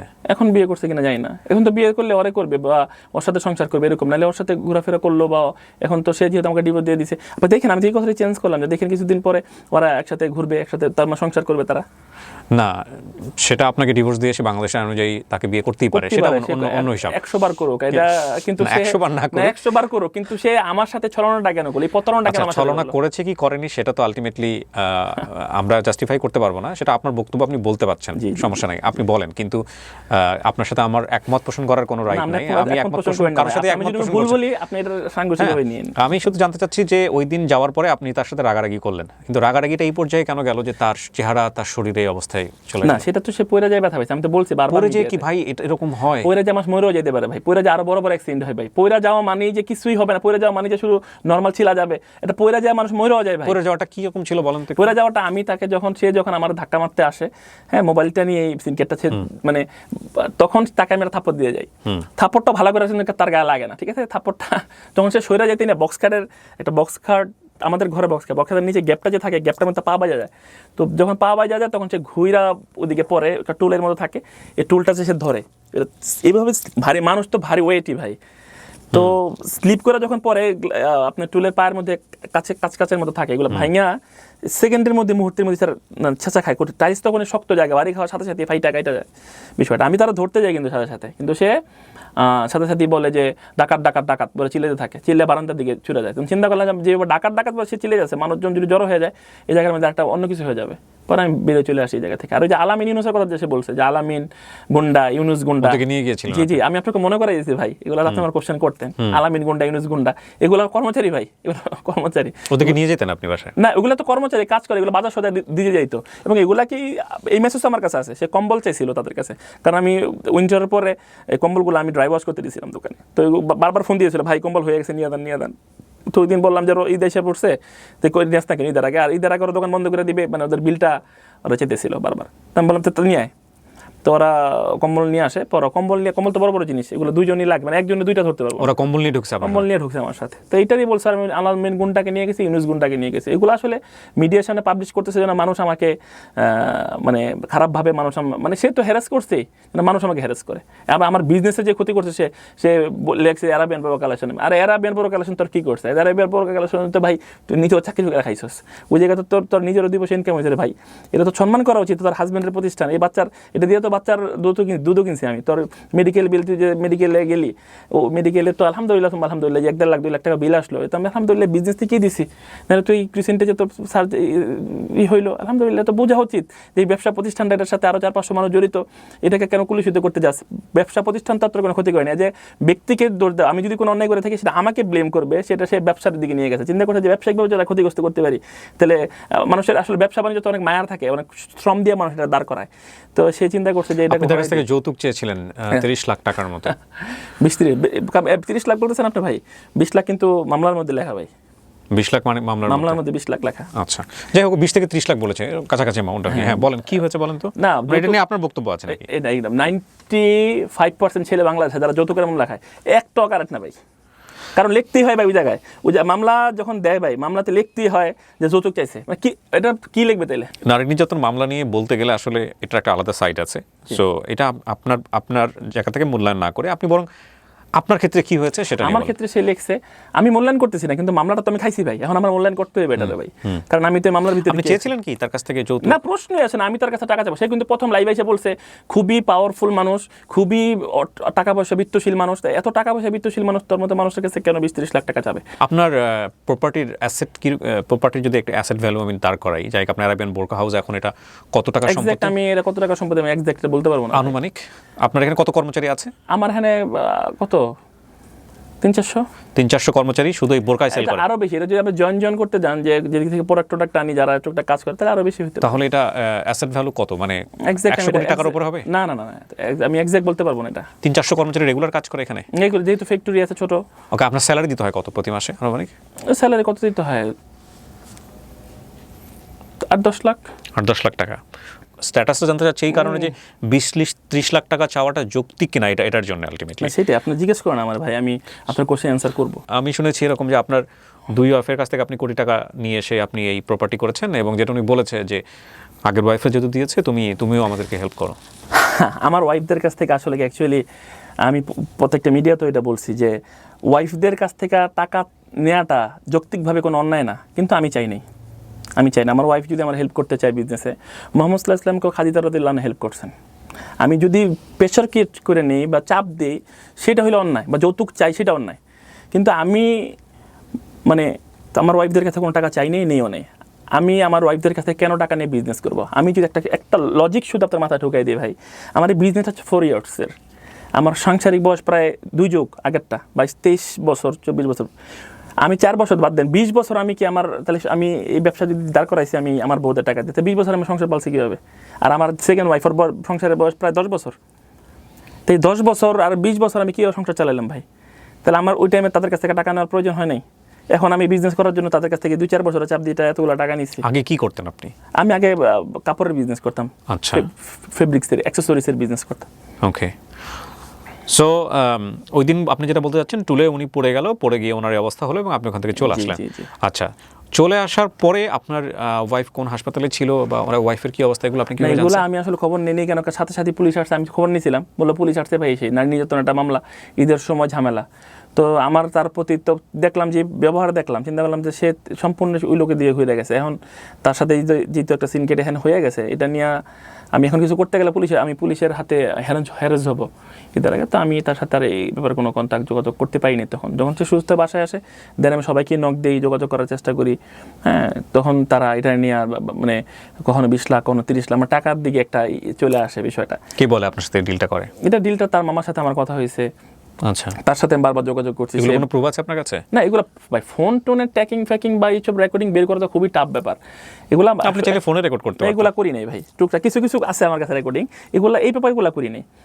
যে হ্যাঁ, এই ব্যাপারগুলো করি নাই। কেন করি নাই? কারণ তখন তো মাত্র এই ঝামেলাটা হয়েছে, তখন তারা মানে তারা চাইছিল যে রিপোর্ট দিয়ে দিবে, কাবিনের টাকা দিয়ে দাও, মেডিকেলের কস্ট দাও, এটা যৌক্তিকভাবে তারা চাইতে পারে। আমিও তো আসলে বিষয়টা যখন বুঝে উঠতেছিলাম না, কিন্তু পরবর্তীতে যখন দেখলাম যে না, একবারেই ছেলে চলে যাবে, মানে টাকা পয়সা নিয়েই যাবে, বিষয়টা আমার কাছে ভালো লাগতেছিল না। আমার সব ফার্নিচার তারা নিয়ে বাসা ছেড়ে দিছে, এবং এখন তো টাকা পয়সা তারা র্যান্ডম চাইতেছে।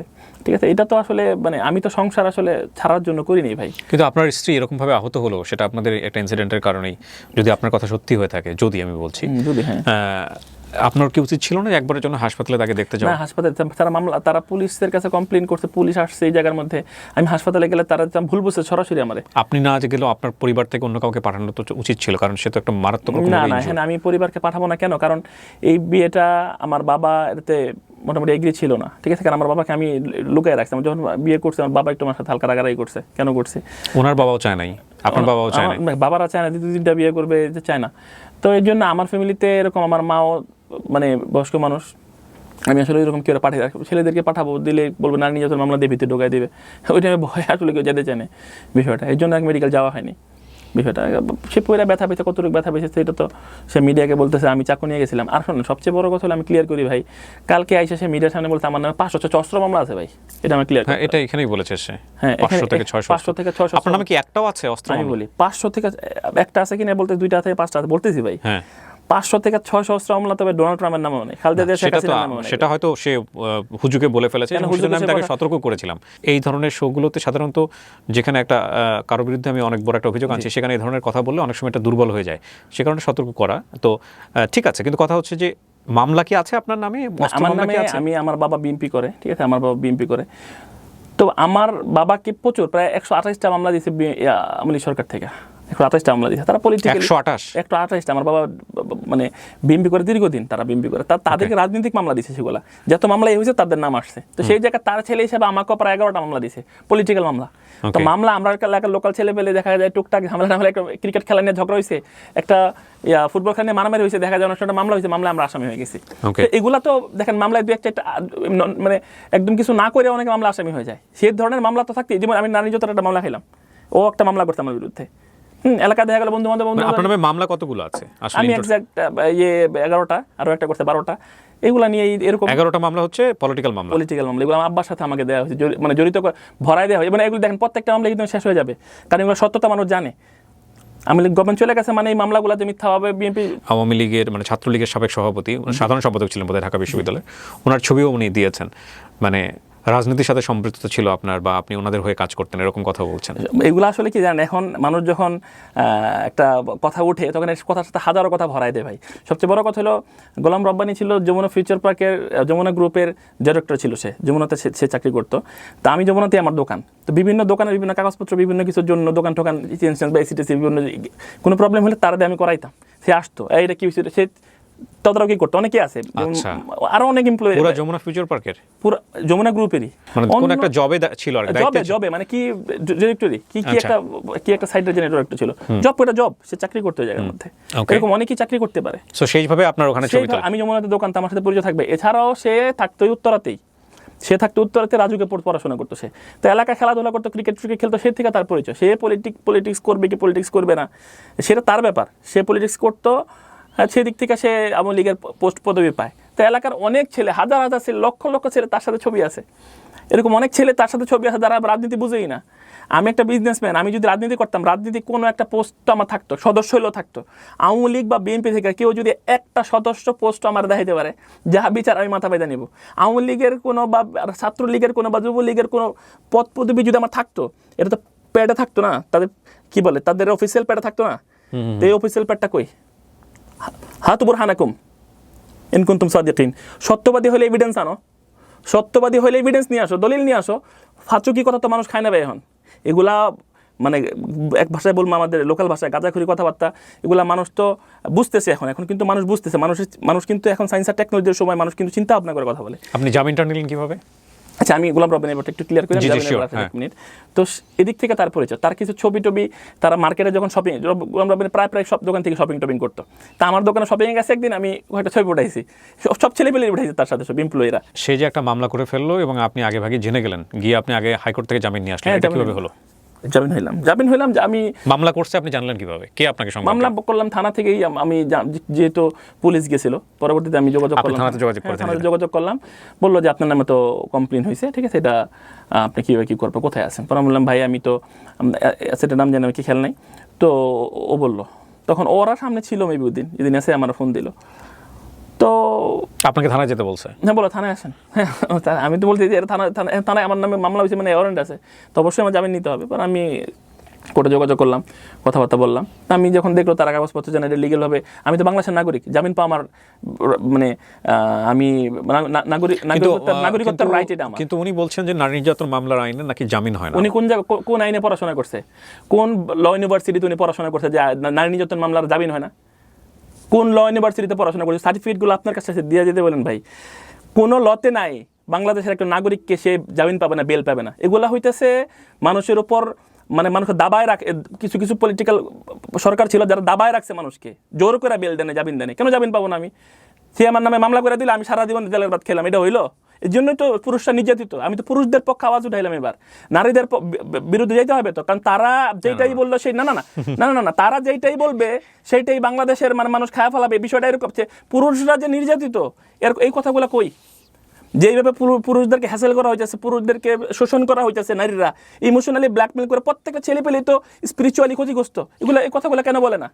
এটা আমারে সে মিথ্যা মামলা দিয়েছে ভাই, মিথ্যা মামলা দিয়েছে এবং আমার কাছ থেকে টাকা ডিমান্ড করছে তারা, এবং আমি বর্তমানে ক্ষতির মধ্যে আছি, আমার ব্যবসায়িকভাবে সে ক্ষতিগ্রস্ত করছে।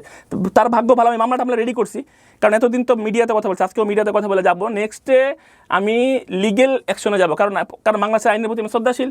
বাংলাদেশের আইন অনুযায়ী যা হয় তার বিরুদ্ধে, তার এসব পরকীয়া প্রেমিকদের বিরুদ্ধে আমি মামলা করবো তার বিরুদ্ধে। এক্স্যাক্টলি, আমার এই প্রশ্নটা অনেক আগে থেকে আসছিল যে বাংলাদেশের লতে কিন্তু পরকীয়া নিয়ে মামলা করার সুযোগ আছে, এবং আমি যদি ভুল না করে থাকি, আমার যতটুকু জানা ক্ষুদ্র জ্ঞানে, যে এখানে আসলে নারীদেরকে মানে স্ত্রীদেরকে, মানে আপনার স্ত্রী যদি পরকীয়া করে থাকেন তাহলে আপনি আপনার স্ত্রীকে আসামি করতে পারবেন না, যিনি পরকীয়া করেছেন সেই ছেলেকে আসামি করে মামলা করা যাবে। আমি যতটুকু একটু আমার জানা, আর ভুলও হতে পারে।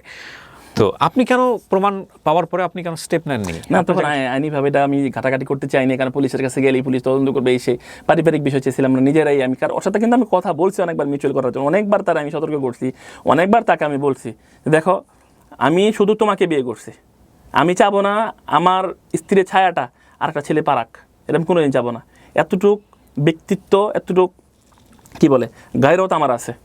আমার ওয়াইফকে আরেকজন দেখবে, আমার ওয়াইফ আরেকজনের সাথে চলাফেরা করবে, এটা কিন্তু আমি মানতে পারবো না। সে কিন্তু গায়ের মাহরাম তোমার, এটা কিন্তু তারা আমি বারবার বলছি, তারা বারবার সতর্ক করছি, তুমি তার সাথে মিশো না, তুমি তার কাছে যাও না।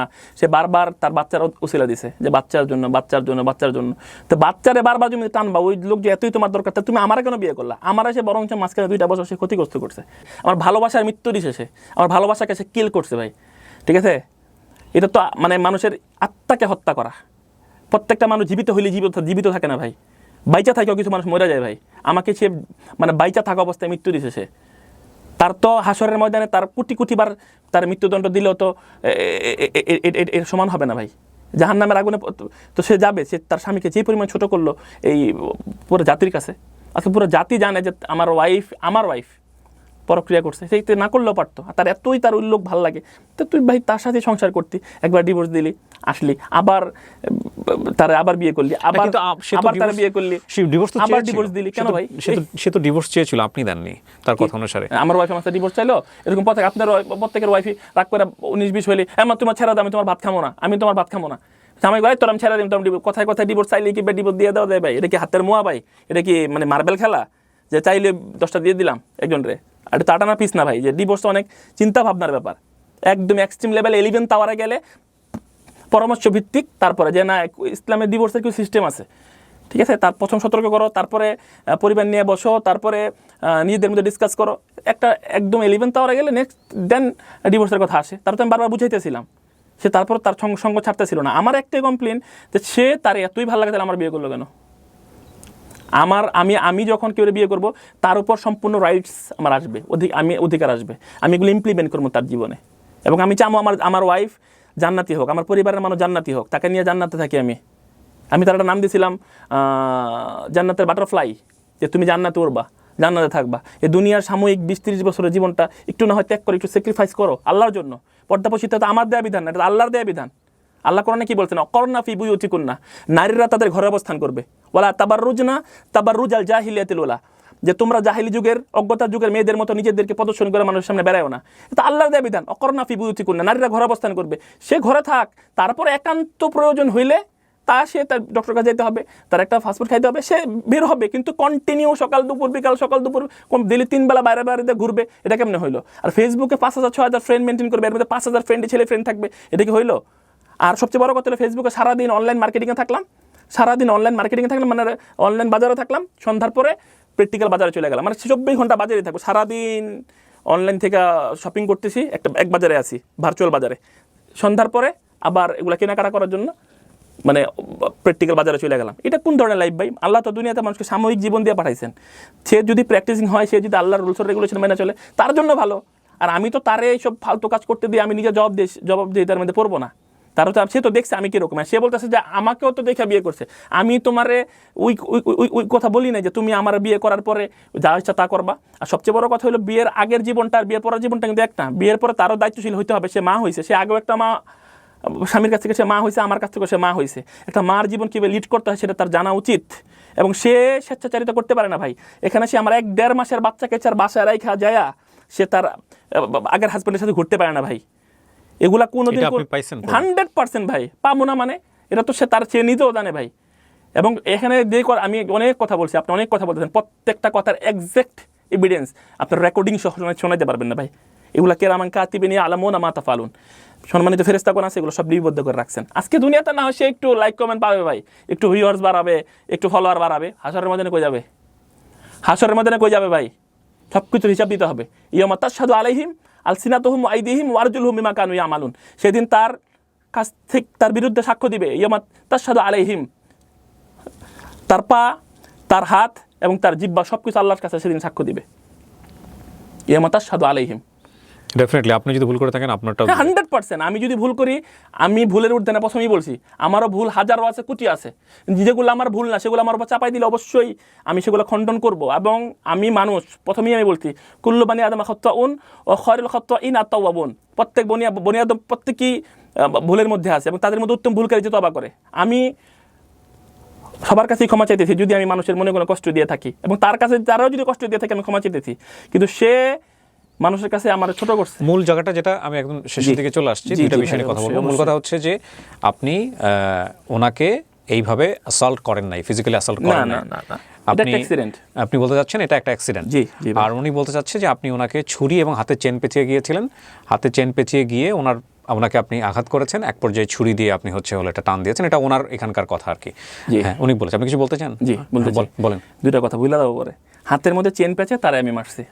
হাতের মধ্যে চেন পেঁচে মারলে তো হাতের চেনটা কি এটা সবাই তো জানে, চেন কি, চেহারার প্রত্যেকটা জায়গা খুলে যায় তো তার।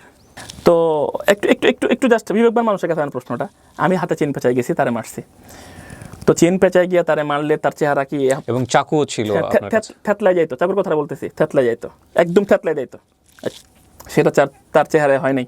আমি বলছি সে পয়রা যায়, কাটা গেছে, পয়রা যায়, ব্যথা পাইছে।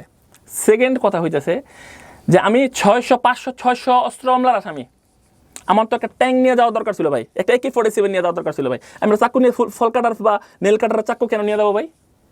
মানে 1.5 বার গাঁজা খেলে মানুষ মানে যা হয় এটা মাথার মধ্যে মানে পাগল হয়ে গেছে, বুঝছেন না ভাই? যা কইতাছে জাতি মানে এগুলোই খাইতেছে ভাই। আমি 600 অস্ত্র মামলার আসামি, সে নিজে স্টেটমেন্ট দিয়েছে এই জায়গায় এসা, এবং সে কইতাছে আমি চাকু লিয়ে গেছি। 600 অস্ত্র মামলার আসামি কোনোদিন চাকু নিয়ে ঘরে ঢুকে ভাই? এটা ভাঙ্গা একটা অস্ত্র নিয়ে হলে তো ঢুকতো ভাই।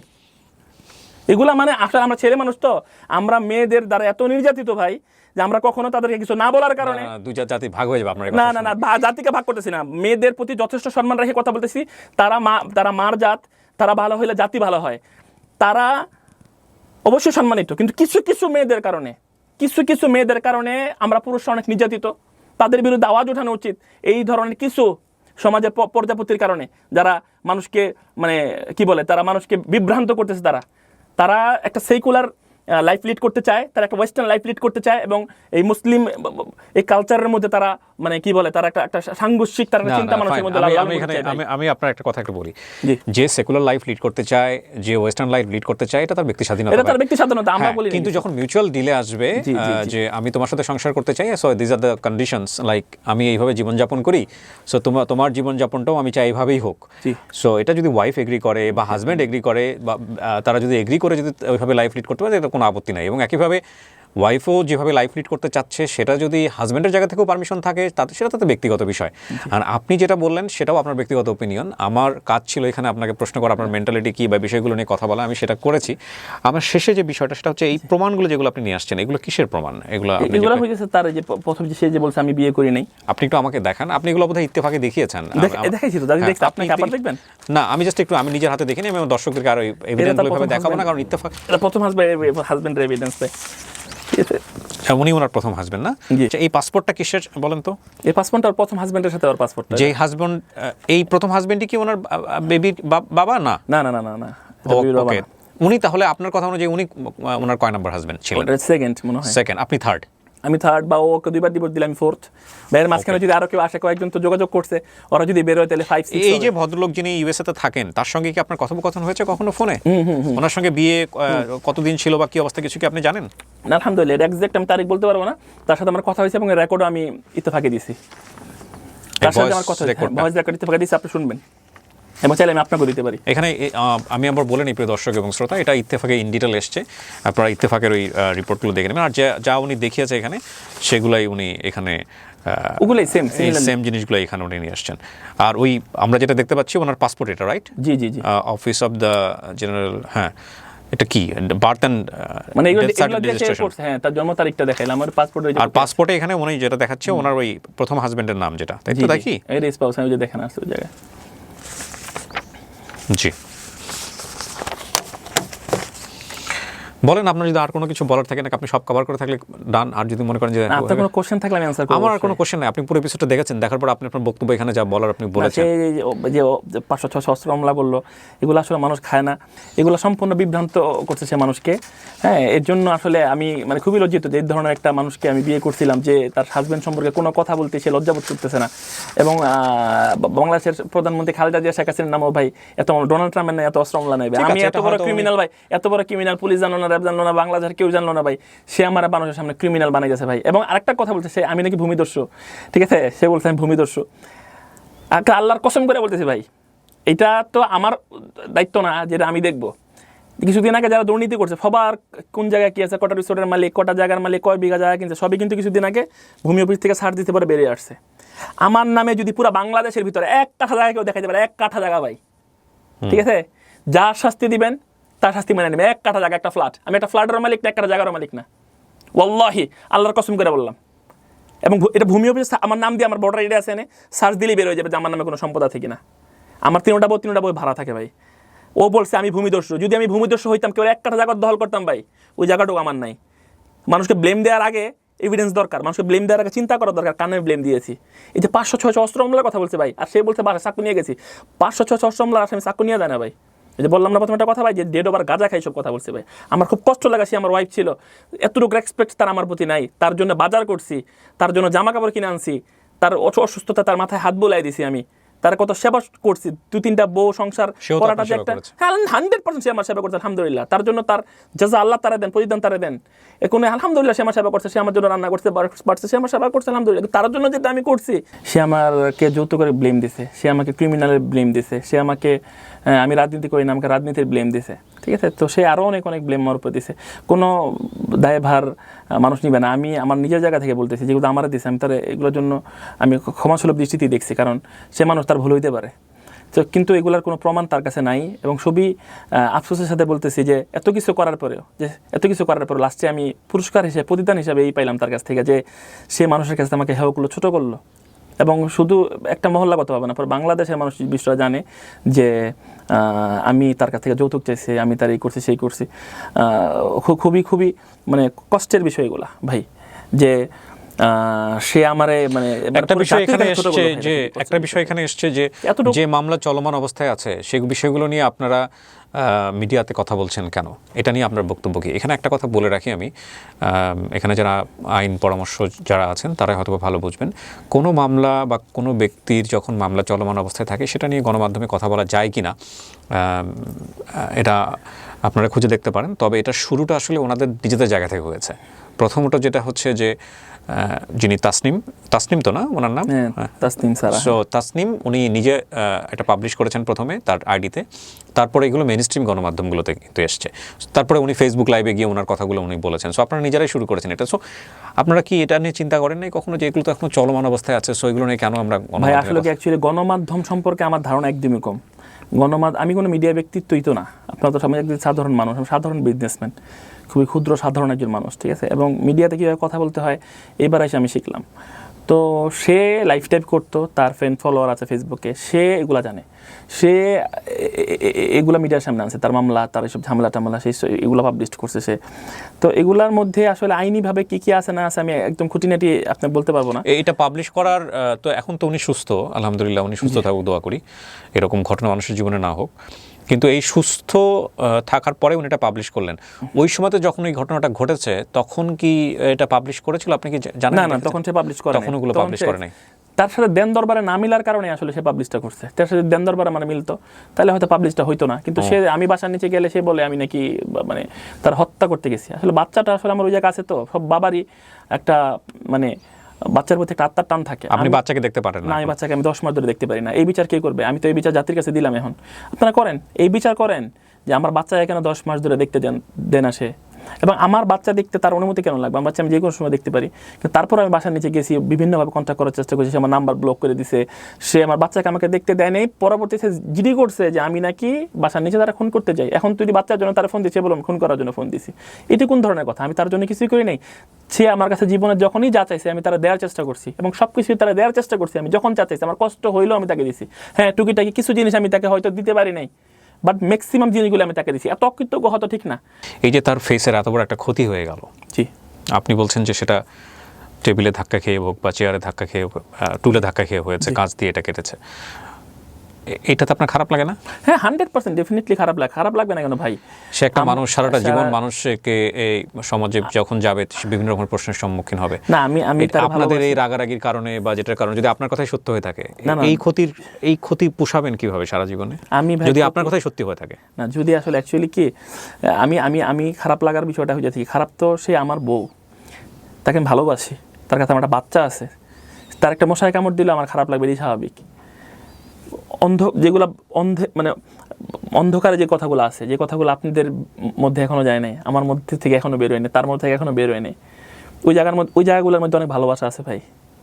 আর ভালোবাসাগুলো কি জানেন, এই পৃথিবীতে ভালোবাসার ব্যাপারটা মানুষ জানে না। ভালোবাসাটা হচ্ছে ওয়ান সাইডেড বিষয় ভাই, দুদিক থেকে কখনো ভালোবাসা হয় না ভাই। এই কথাটা মানুষ ভুলের মধ্যে থাকে, দুদিক থেকে কখনোই ভালোবাসা হয় না ভাই। ভালোবাসা হলো ওয়ান সাইডেড, দুদিক থেকে চুক্তি হয় ভাই। ভালোবাসা কোনদিন চুক্তিতে হয় না ভাই।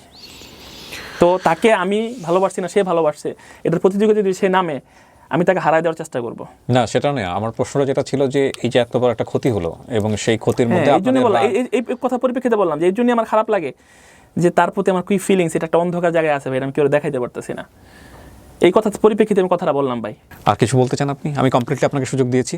জি, কমপ্লিটলি আপনি আমাকে সুযোগ দিয়েছেন ভাই। আসলে মোটামুটি ক্লিয়ার করার চেষ্টা করছি। আমার কথাবার্তায় যদি কেউ কোনো কষ্ট পায় বা আমি যদি কেউ কোনো আঘাত দিয়ে থাকি, সবাই আমাকে ক্ষমা দৃষ্টিতে দেখবেন। আমার ওয়াইফ যে আছে, ওয়াইফ, ও ডিভোর্স হয়নি ভাই, ডিভোর্স হয়নি। যদি ইসলামিক রুলস অর রেগুলেশনে জান ডিভোর্স হয়নি, তাকে এটার ব্যাখ্যা আমি এখন দিব না। ইসলামিক কোরআন আপনি তাকে এখন স্ত্রী মানেন? হ্যাঁ, সে ডিভোর্স, তারা তো আমি ডিভোর্সের রাইটই দেনি ভাই। আপনি যদি আমার বাড়ি বিক্রি করার পাওয়ার না দেন, আমি বিক্রি করলে বিক্রি হইবে এটা ভাই, ঠিক আছে? আচ্ছা, আমাকে প্রশ্ন করো তো, আমি সব কেউ যদি আমি কষ্ট দিয়ে থাকি, সবাই আমাকে ক্ষমা করে দিবেন, ঠিক আছে? আর আমি কথা বলতে গেলে, আমি যেহেতু মানুষ, আমার মুখ দিয়ে অনেক মানে এরকম কথা বের হতে পারে যে কথার কোনো মানে কি বলে যে কথার কোনো নেই, সামাজিক গ্রহণযোগ্যতা নাই। এরকম কথা যদি আমি বলে থাকি, সেগুলো আসলে আপনারা ক্ষমা দৃষ্টিতে দেখবেন, কারণ আমি মানুষ, আমি কথা বলতে গেলে ভুল হবে, এটাই স্বাভাবিক। তো আর যেহেতু কোনো লিখিত কথা আমি পড়া শোনাইতেছি না, মনের মধ্যে যা কথা ছিল এগুলি আমি এখানে আলোচনা করছি। অনেক কথা আপনারা জানতে চেয়েছেন, যেগুলো এখন আপনাদের মনে প্রশ্ন হয়ে আছে, ঠিক আছে? আমি এই প্রোগ্রামে নেক্সট আবার আসতে পারবো কিনা আমি জানি না, তবে আমি আর নেক্সটে এগুলো বলতেও চাই না, ঠিক আছে? ভাই আমার খুবই সম্মানী মানুষ, ঠিক আছে? ওনার কিছু সময় আমি নষ্ট করছি। এই ডকুমেন্টসগুলো নিয়ে আমি কথা বললাম না, প্রিয় দর্শক এবং শ্রোতা। এখানে কিছু ইউটিউব কেন্দ্রিক কিছু জটিলতা আছে, মানে আমাদের এই ডকুমেন্টসগুলো ভাবে দেখালে ইউটিউব থেকে ভিডিওগুলো নামিয়ে দেয়। তবে এটা তারপরেও ইত্তেফাক দেখিয়েছে। এই ইত্তেফাকে যে পেপারসগুলো এসছে, ইত্তেফাকের যে রিপোর্টটা আছে, আপনারা ইত্তেফাক ইউটিউব চ্যানেলে গেলে আপনারা বিষয়টা নিয়ে কথা বলতে পারবেন। সেগুলো নিয়ে এখানে এসেছিলেন, তো এটা হচ্ছে বিষয়। আর আমি একবারে শেষ বেলায় এসে বলতে চাই দুই পক্ষের দুই জায়গাটা থেকেই, সেটা হলো যে তাসনিম উনি এসে তার কথাগুলো বলেছেন, যতটুকু যেভাবে বলেছেন আমাদের অনুষ্ঠানে আমরা উপস্থাপন করেছি। তাসনিমের কথা অনুযায়ী, তাসনিমের এক্স হাজব্যান্ড বা ওনার কথা অনুযায়ী, উনি এখনও হয়নি, ওনার তৃতীয় ওয়াইফ, উনি যেভাবে এসে ওনার বক্তব্যের প্রেক্ষাপটে উনি এখানে বললেন, সেটাও আমরা প্রেজেন্ট করলাম।